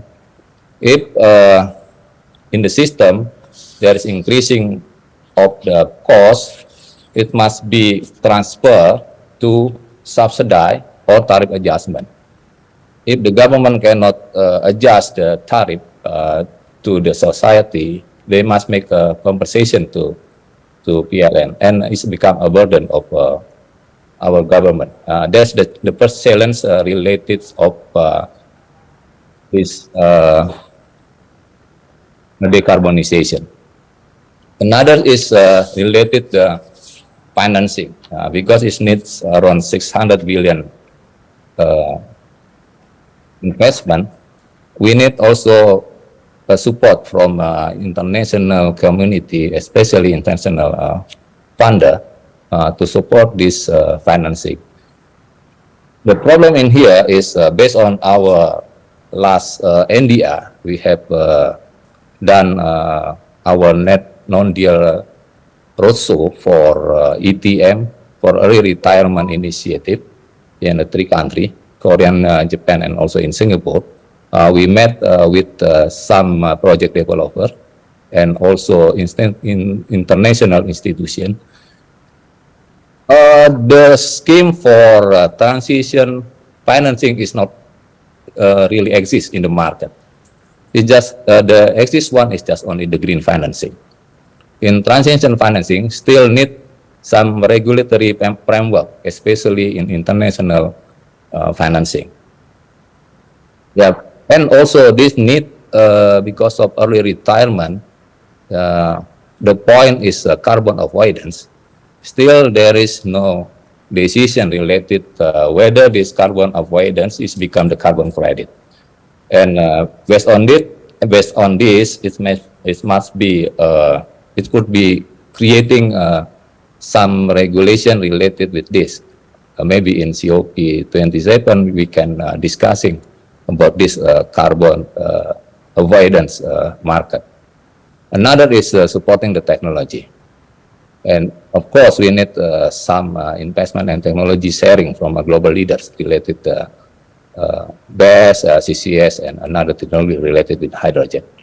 And the last one is policy. We cannot achieve this without supporting policy, especially related with how we try to solve our problem in oversupply condition. How we can creating the electricity demand, and also reducing another from EV cost. And last one maybe related energy transition. PLN and also the country has built, we call it the country platform, to make it a stakeholder, especially financial institution, can support our energy transition. Now we work for make it integrated energy transition plan with the Ministry of Energy. Of course, we need how we try to do the transition plan with the least cost of energy mix, and also to make it acceleration of the energy transition. The scheme model until now, we have 2 models. First is related the write-off, and another is related the spin-off scheme that we have explained. We do the NDR for the spin-off scheme to get some supporting from the green financing and also grant from international institution. And this must be matched with our power plant project in the EUPTLs. Another is financing partner that has been explained to you. Maybe that's all from my presentation. Thank you very much for your attention. Thank you very much. We actually are over time, but we have 30, 40 more minutes for us to be able to host this event today. So we will quickly move on to our next and last panelist joining from Korea, Mr. Chae Young-jin from Korea Power Exchange, the Vice President of Strategy and Planning. Please take the floor.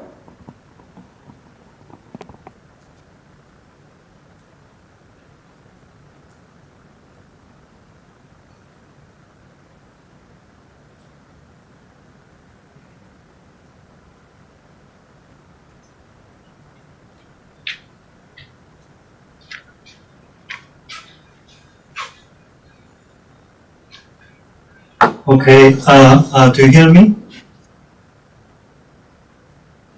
Hear you? Yeah, okay.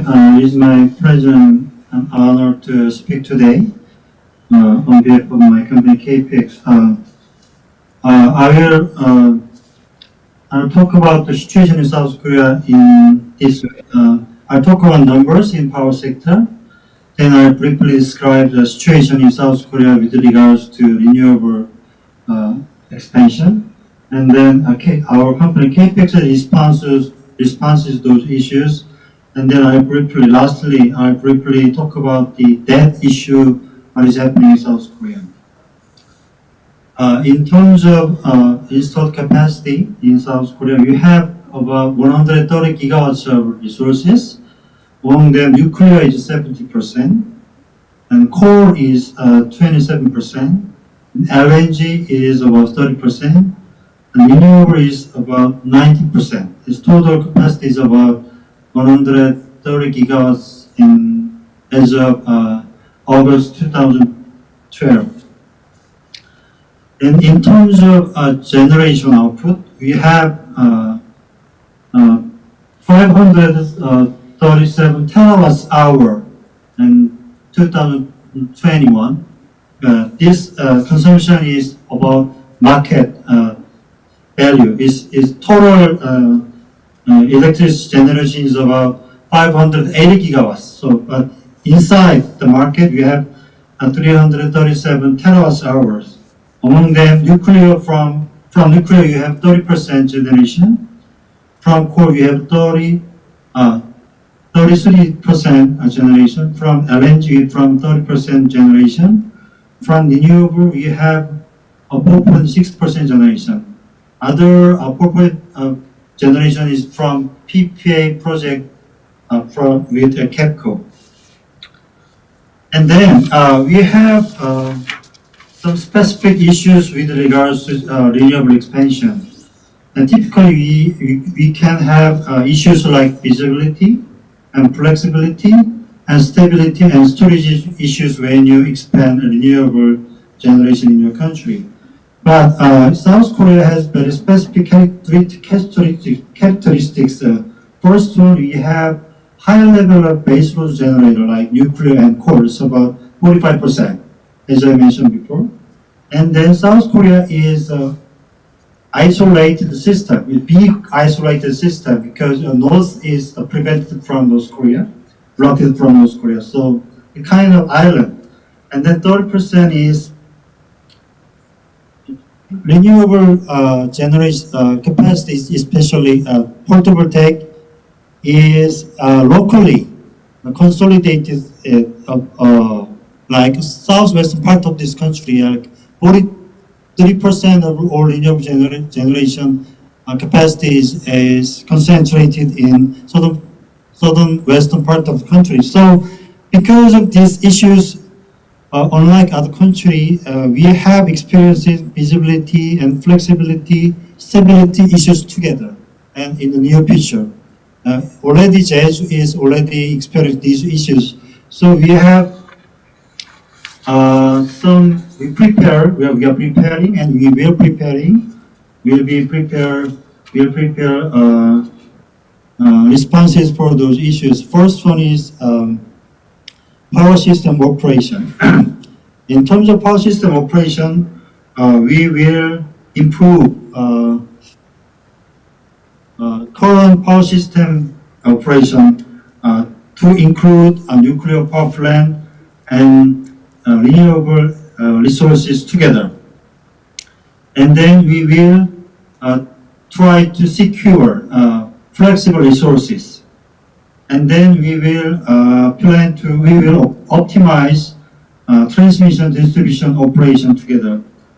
And then in market operation, we will improve the current day-ahead market system to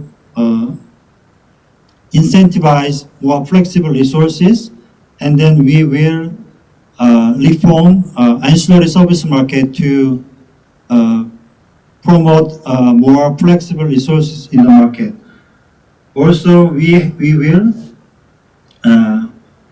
are preparing a long-term power plan for the next 15 years this year. So in that plan, we will try to include more non-fossil fuel resources, which would include nuclear or renewable energy. Specific numbers are not, I don't know yet. And then we will also try to consider economics and more feasibility of the generation resources. So we will expand more energy storage system in our Korean power system. And then last, the energy crisis also affecting South Korea due to the price spikes in coal and LNG. The monopoly company KEPCO, the single buyer of the South Korea, is lose money. Like the total debt of KEPCO is about 120 billion until as of June this year. And this year, we are expecting KEPCO lose about $25 billion. So, which will kind of the SOE, the state company is accepting those price shocks to protect consumers and also prevent inflation. But we will, in the near future, we'll have to solve these issues in one way or another. And KPX is not a utility. Actually, we are independent non-profit organization in South Korea, which operate power system, transmission system, and market system, and support government for long-term power planning. This is the end of my presentation. Thank you. Thank you very much for your brief introduction, Mr. Choi Young-jin. We will go into questions. We will only have one question per speaker and panelist due to time. First, we will start with Federico from CFE Mexico. You explained in your presentation about the 50% clean energy by 2050 you have in plan from CFE. And we also shortly chatted about Mexico's grid interconnectiveness and how solar is expanding. Can you enlighten us a little bit about Mexico's potential in renewables and how we can maybe have international collaboration point you see in this? Sure. Well, we share about 3,000 kilometers of length of the U.S.-Mexican border. And we share the Sonora, Arizona desert. So we have plenty of solar potential in that area. As a matter of fact, we are actually building a 1,000 megawatt solar photovoltaic plant.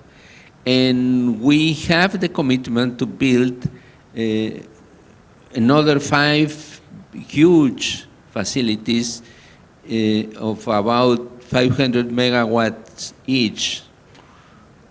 And we have to take the advantage of being the neighbors of the United States. You know, California is a big consumer of energy. Not that much Arizona, but also Texas. And actually, we have the systems interconnected. California is interconnected in between California, USA, and Baja California, Mexico.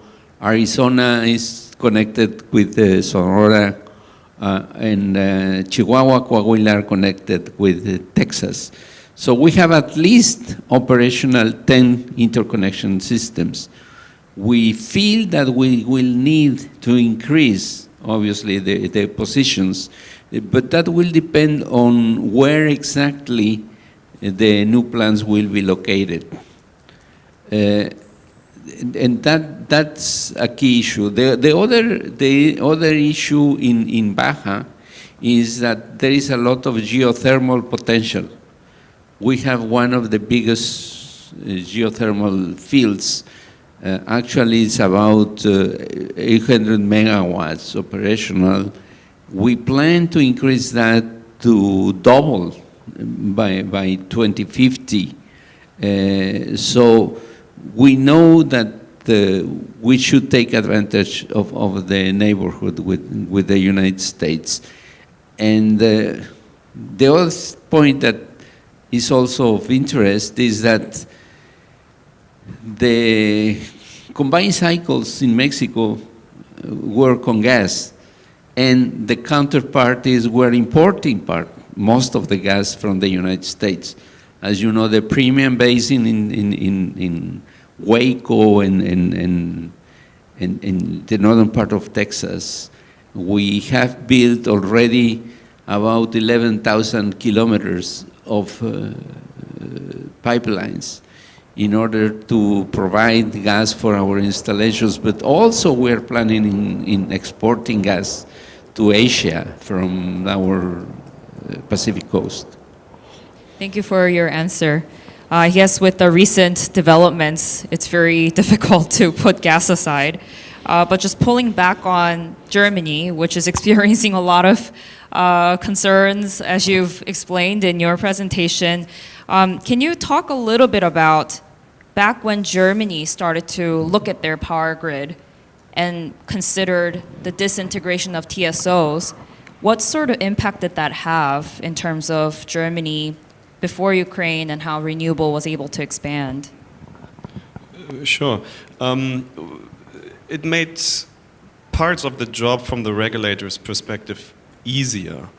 When we started with the decarbonization agenda in the early 2000s, we wanted to bring online new generators, competitors basically, into a system which was from a development perspective mature. So the demand was stable and the supply side was well developed by vertically integrated companies which also had local monopolies. So it really required at the beginning a good set of regulatory oversight to allow new competitors to enter the grid. And that was done at the beginning by specific rules requiring these utilities to assess connection requests by new competitors coming online. Later on, as the European rules for market opening, for electricity market opening developed further, we also adopted another model which allowed us actually to split the companies into different parts. So not only by accounts, but also you could really have a situation where you have one company only being responsible in the future for the development and operation of the transmission system. And that obviously also helped to take out the incentives you would have from vertically integrated utilities. However, it would have worked also without, but we would have then needed to take closer looks as a regulator into what was going on. Thank you. And thank you. And we sort of see in Asia different movements happening as well. And PLN is here today with us, joining online with a very ambitious plan to launch renewables. And they've also made the announcement as the first vertically integrated utility to show coal phase-out date by 2055. And today, the presentation we heard was very concrete on different steps on how they would achieve carbon neutrality. So with this very concrete plan, there are also some obstacles that we face with fossil fuel prices spiking with the Russian crisis, and also there's difficulties we see with renewable infrastructure. I would like to ask PLN if there's any obstacles you really face in this day in terms of your plan in achieving carbon neutrality. Thank you, Vivian. Maybe I have explained that now PLN is experiencing oversupply condition. Yeah, it means that for achieving the target of renewables, it's also we will start with try to solve the problem of oversupply condition. From Mr. Benoit explained that the decarbonization is really depends on SVC. I think it's not only depend on the SVC, but it's also only depend on SEC. State-owned enterprise energy company. It's not just only state-owned enterprise power company. Because now, if we want, especially in PLN now, in Indonesia, due to our now experiencing oversupply condition, we must see the problem of energy transition is not just only in PLN, but also maybe in transportation. We tried first to reducing the emission of coal due to the increasing demand in the futures, connected also with the transportation. Let's say if we change the transportation from diesels or gasoline to electricity, the emission is just only half. It means it could be also reducing the total emission of power sector or energy sector by changing the power, the emission from energy, power plant, and transmission become one aspect.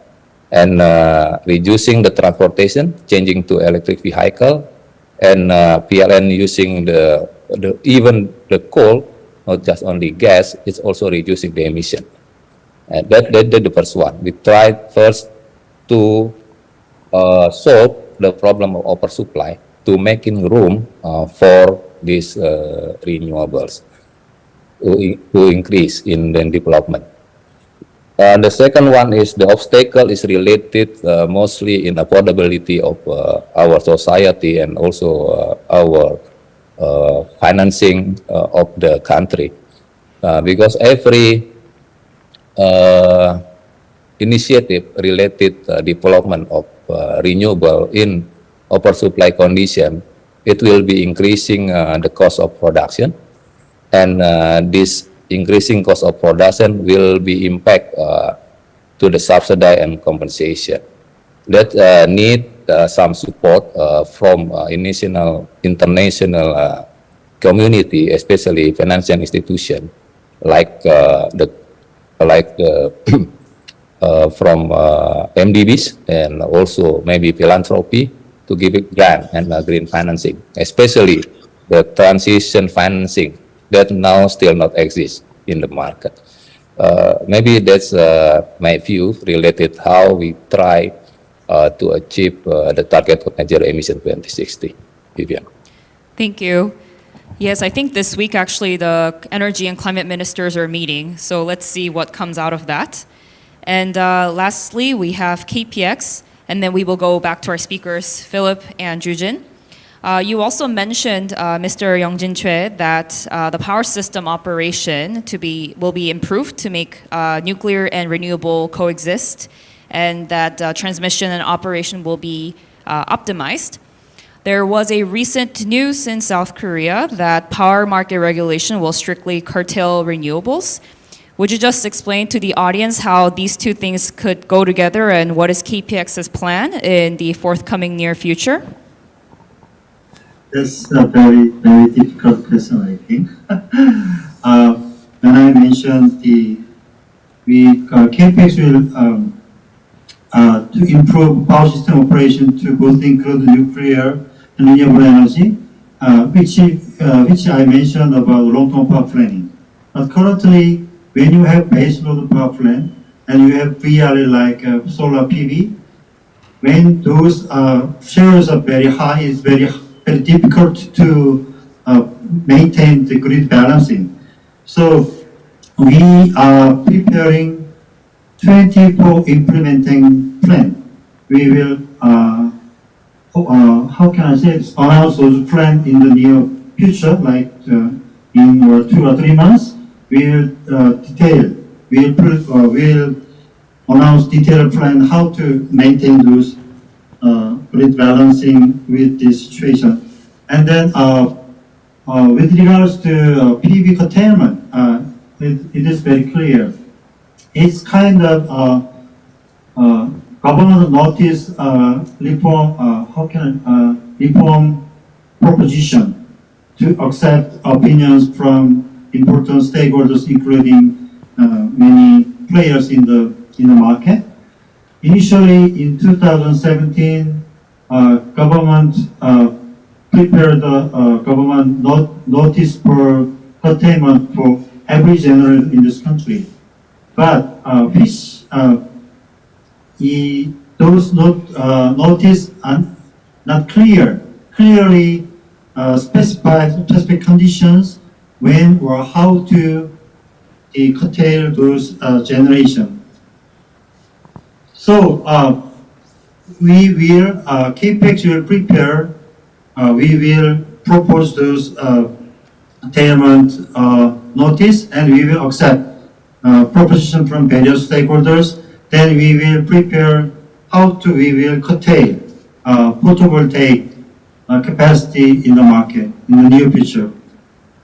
And the basic principle is this: every generator has a right on money in the market, but they also have obligation to contribute to the grid balancing.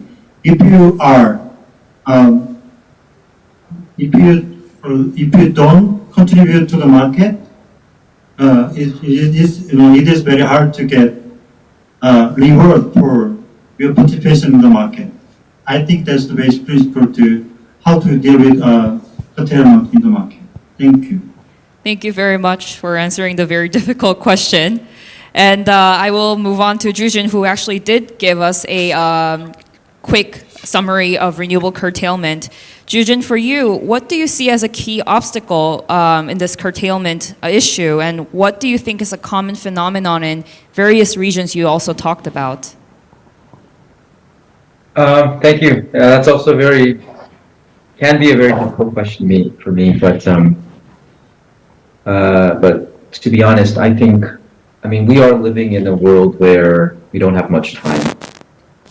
And I think the fact that many of the things that have been discussed, flexible resources, reducing coal power, bringing in renewables, corporate PPAs, all of these things, the problem is that they directly financially affect the company that will have to implement many of these measures, which creates an environment where state-owned utilities are sometimes not organization-wise that much motivated to change things that were of the past.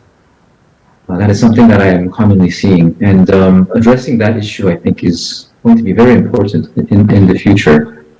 And I think, adding on to what Philip just mentioned at the end of his presentation about state-owned utilities, he mentioned that engaging the board of state-owned utilities might be important, engaging the governments. But if the reality is that if the state-owned utilities is financially connected with assets that are heavily reliant on fossil fuels, what the government eventually sees is a somewhat biased picture, which slows down the process.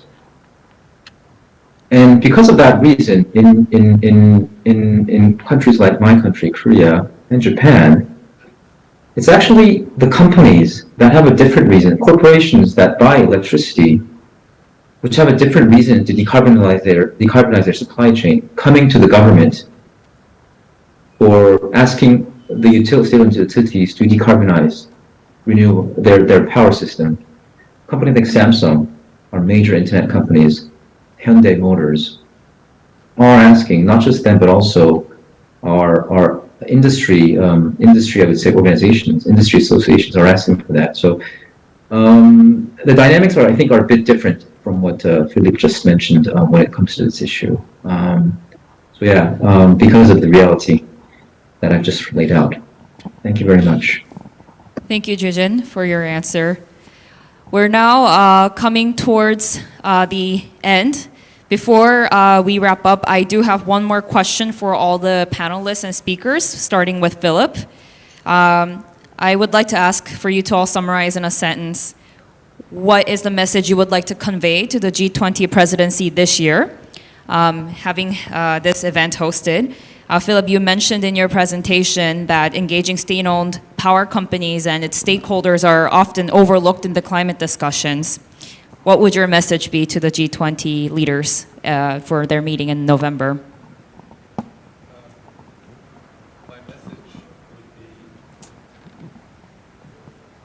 Now is it on? Right.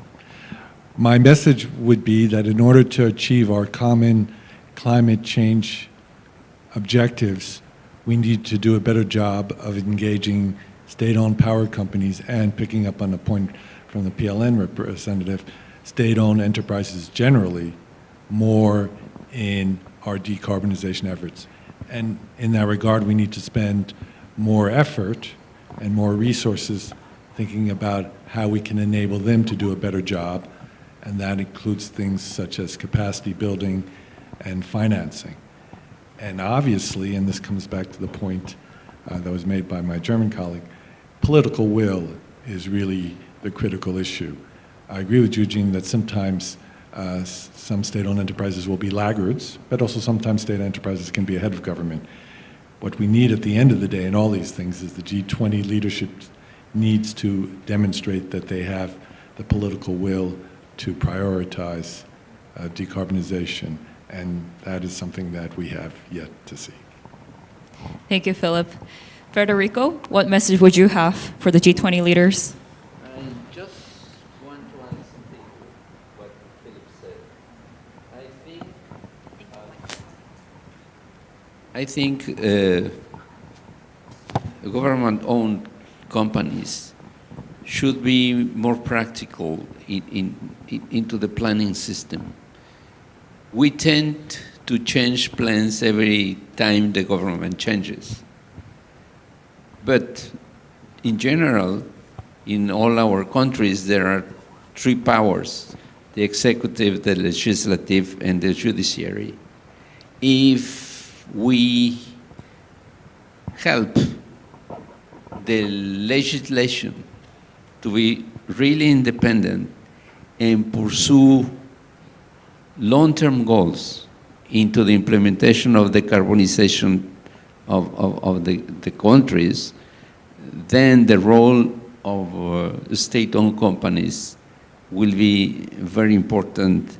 And no matter how much is the participation, that will help very much to the decarbonization process. Thank you. That was very insightful. I hope the message gets delivered to the G20 leaders. Dennis, what message would you have? Sure. I'd like to repeat again the political will, which was mentioned before, is really one of the most important driving factors. This leads to or can lead and has to lead to the creation of those stable, foreseeable frameworks where utilities and other stakeholders can actually develop those and manage those resources. This has also been mentioned. I would like in this case also to add that there is a huge potential for governments to work together to develop the least cost, low carbon or zero carbon resources.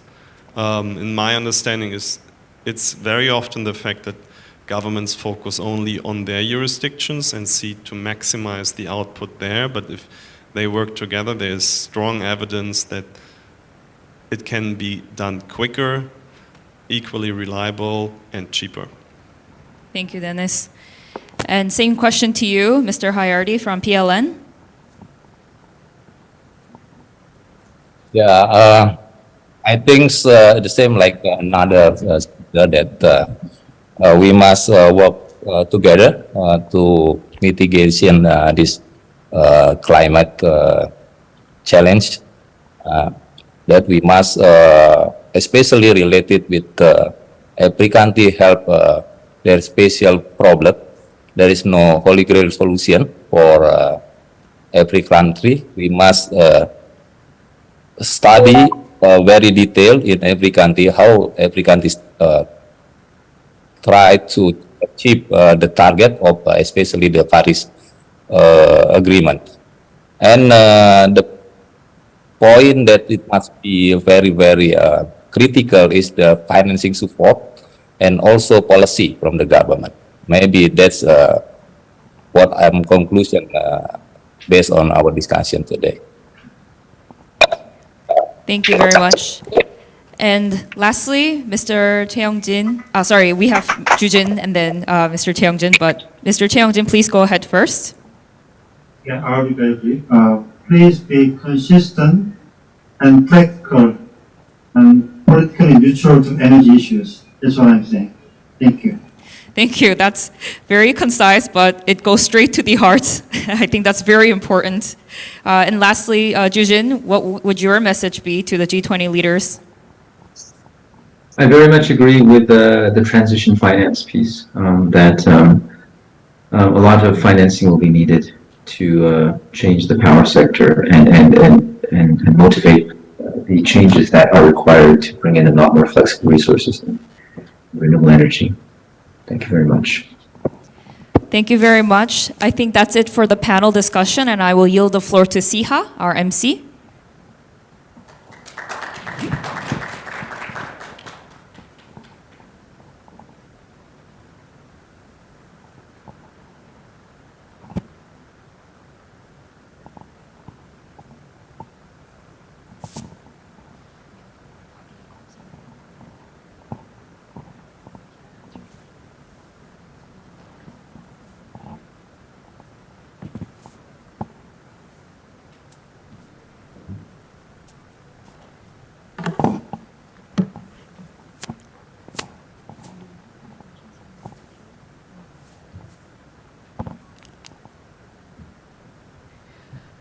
Okay, ladies and gentlemen, so we have concluded the panelist sessions for today's event. And as we are nearing the end of our event, we shall have the closing remarks that will be delivered by Mr. Fabi Tumiwa as the co-chair of C20 Indonesia and also the executive director of Institute for Essential Services Reform, or IESR. To Mr. Fabi, please take the stage. Thank you very much. And first of all, I would like to thank to the organizer of this event, C20, in particular Environment, Climate Change, Climate Justice, Energy Transition Working Group, coordinated by Vivian and Lisa. Thank you very much for your hard work. And we've been preparing this in the last 2 months. And I think it's a big success. And also I would like to thank to all panelists for those who are flying half of the globe, I think, to come to Bali. And some of you, like Philip, only have like maybe 2 nights, so traveling so far to Bali. But hopefully we have longer time in the near future. And thank you also, Ignacio. You come all the way 33 hours. I hope you can enjoy also Bali for a little while, and also Dennis coming from Germany. I was in Germany actually last week. I heard from you that after I left, it's actually a lot of storm and rain. So, but again, thank you very much also for all panelists, Pak Effie and Eugene and colleague from KEPCO, and all participants that come to these events. Well, I would like to say that in the case of what this topic, the role of G20 power utilities in climate mitigation effort, I would like to add actually a little bit, and also it's drawn from the PLN context in Indonesia. Is actually not only mitigation but also deliver power for all in sustainable and affordable ways. I think that's actually a pressing issue today in the middle of energy crisis. I was in the Europe last week and I heard like electricity in Germany is like 500 euro per megawatt hour. So it's like what, 0.5 cent per kilowatt hour, right? Euro. So it's equal like in Indonesia maybe around 7,500 rupiah per kilowatt hour. So we are lucky that the government subsidized our electricity, while in other country they have to pay, I think now more than what, 6% to 10% of their income for getting the electricity. We can still enjoy this, but well, without also we have to understand the consequences of subsidizing the electricity. But this is actually the challenge. I would like to bring the latest comment from Pak Effie also, that every country has to find their own way in dealing with the energy transitions, and that's what actually we won't be able to come to the same conclusion. But utility today, in my understanding, is facing a very serious challenge. The landscape, the way utilities operating in all the countries actually changing. But all of this utility is actually facing or dealing with 5 key issues. First, climate change, and we know that climate change bring challenge also to utility to operate. Few weeks ago, we know in the Europe, because of the drought has made Rhine River actually has a lower water that hamper the transportation of coal, right? And also in France, because of the increasing of the water, the temperature of the water, it makes a number of nuclear power plant has to be cut off because of that temperature very, very high, until French government allow that standard to be bridged, I can say, to operate this nuclear power plant. So we avoid electricity blackout. And in number of countries, we have seen this. Also in India, I think also they have a problem with this intensive high heat. So climate change bring a challenge, but also climate change, I think, need to be addressed. The problem with climate change need to be addressed because every country, every utility now have to plan to reach net zero emission. Well, in Indonesia by 2060 or sooner, but I think we have, if we look at also UNFCCC has warned that we have to reach net zero emission by the mid of this century, and that requires that by 2025 the global emission must be reach its peak. So this is actually a challenge for each country, how we can, how the utility can plan to reach net zero in I think in the next 3 decades. And it's not easy. Second, also what has changed, second factor is customers. Customer demand more reliable electricity but also affordable price, in affordable price. I think it's not easy. As we know, we are in the transition period while utility has to maintain the current infrastructure, but at the same time have to invest in the new infrastructure to meet this net zero. And how to balance this demand, it's not easy. But this is the, again, challenge that has to be faced by every utility. The third is workforce. As we move to the new terrain of decarbonization, net zero emission with the new technology, the current workforce is no longer, maybe is need upgraded in terms of skill. Because it's no longer fit with the current business, in the future business model that entails with the change of the electricity structure, as also Eugene present, with the more high renewable energy penetrations and distributed generation, demand side management. So there is a strong need for utility also to improve the workforce and retraining to meet with the new challenge. The fourth one is regulation, as the government has a more stringent regulation to limit carbon emission, but also impose a new way to deal with the net zero emission policies. I think it's a big challenge for utility also to adopt faster with the current regulation.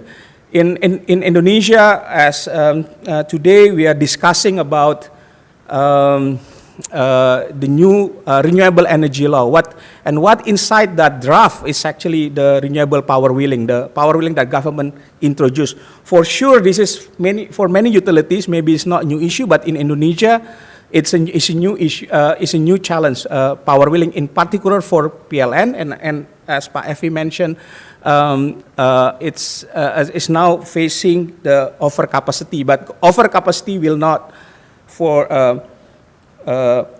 forever, right? But power wheeling is important in order to help customers to meet their renewable energy demand and low carbon electricity. So how balance this long and short-term interests of the utility, I think also is very, very important. And the last one is the technology, as the new technology coming in, and it gives more power to customers to decide what kind of electricity they would have. We know now demand side management, distributed energy, solar plus battery is actually coming, and this creates some of uncertainties in current utility business model. So I think, again, it is a big challenge for utility to manage and to balance their interests and their portfolio in order to meet the net zero emissions. And we know that utility doesn't have luxury in terms of time. I think it's already clear that we have to cut 45% of our emission by 2030 of the 2010 level, so less than a decade for now. And I think it's an all challenge for all utility in G20 countries that responsible for in terms of emission, G20 is responsible for 85% of the global emission, and it's mostly come from the energy sector and also big contribution from the electricity sector that utility is responsible. So again, this is not the end of the conversation. I hope we will continue this, and I do agree that every country, every utility have to find their own solution, but learning from others and cooperation and skill share among G20 utilities are very important. So we can, all utilities can adapt faster and learn faster and implement the solution also faster. Again, with that, I would like to thank to all that have come to this event, online and offline, and I hope that we can see you again in the next event of ISR or C20 or SFOC. Thank you very much. Have a good day.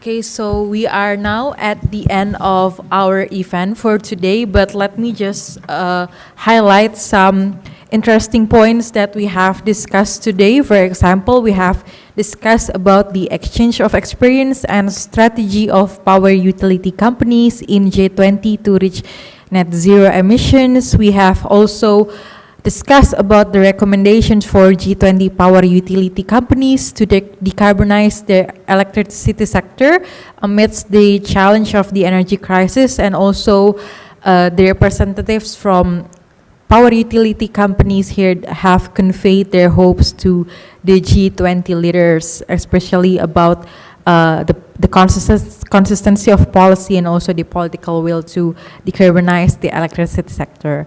And lastly, on behalf of C20 Environment, Climate Justice and Energy Transition Working Group, we would like to say thank you very much and express our gratitude for everyone who joins our event, both offline and online, and or through the YouTube platform.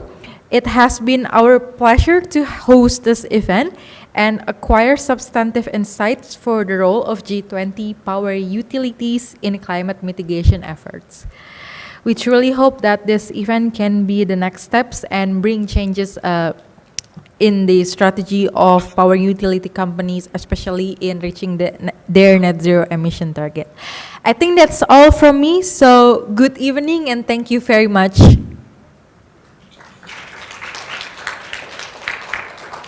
And a little reminder maybe for participants attending offline, there will be dinner afterwards in the Momo Cafe in the same place for lunch at 6 p.m. Thank you.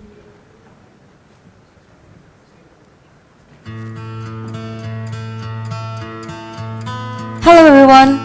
Come with us today as we are going to explore 3 cities in Indonesia.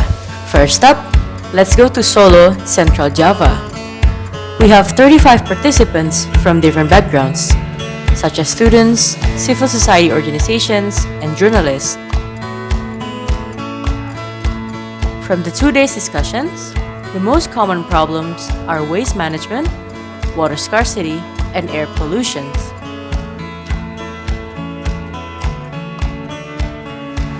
On to the next city, we are now in Bandung. As Bandung owns a large number of small parks around the city, each day the parks produce 16 trucks weighing tons of unseparated waste. Workers still need to separate the waste before processing them as biomass. On the second day, we went to Lembang, a highland located in West Bandung. Being a highland, Lembang has the perfect temperature to farm vegetables and several types of fruits. Yet many small farmers are struggling to keep their lands open. Some even had to plant on a field full of waste. We had found several sewages in Lembang that were filled with bubbles due to the mixed chemical waste utilized by the industries. One of the most uncommon problems in Lembang is light pollution. The observatories that we went to pointed out that these are a problem for them, as the sky won't be dark enough for their observation. For the last city, we are flying east to Kupang. The communities share with us on how climate change have impacted their lives and their occupations. Many fisher people are not able to sail for a couple of months. Many farmers are not able to grow their crops due to extreme weather. Drought, caused by the rising of temperature, has become a challenge for the people to access clean water. When visiting a village in the Oebufu area, we could see the remains of people's homes, which for the most part have already toppled down. And even to reach the village, there are parts of the roads that are cracking and haven't yet been fixed by the government. That's all from our explorations.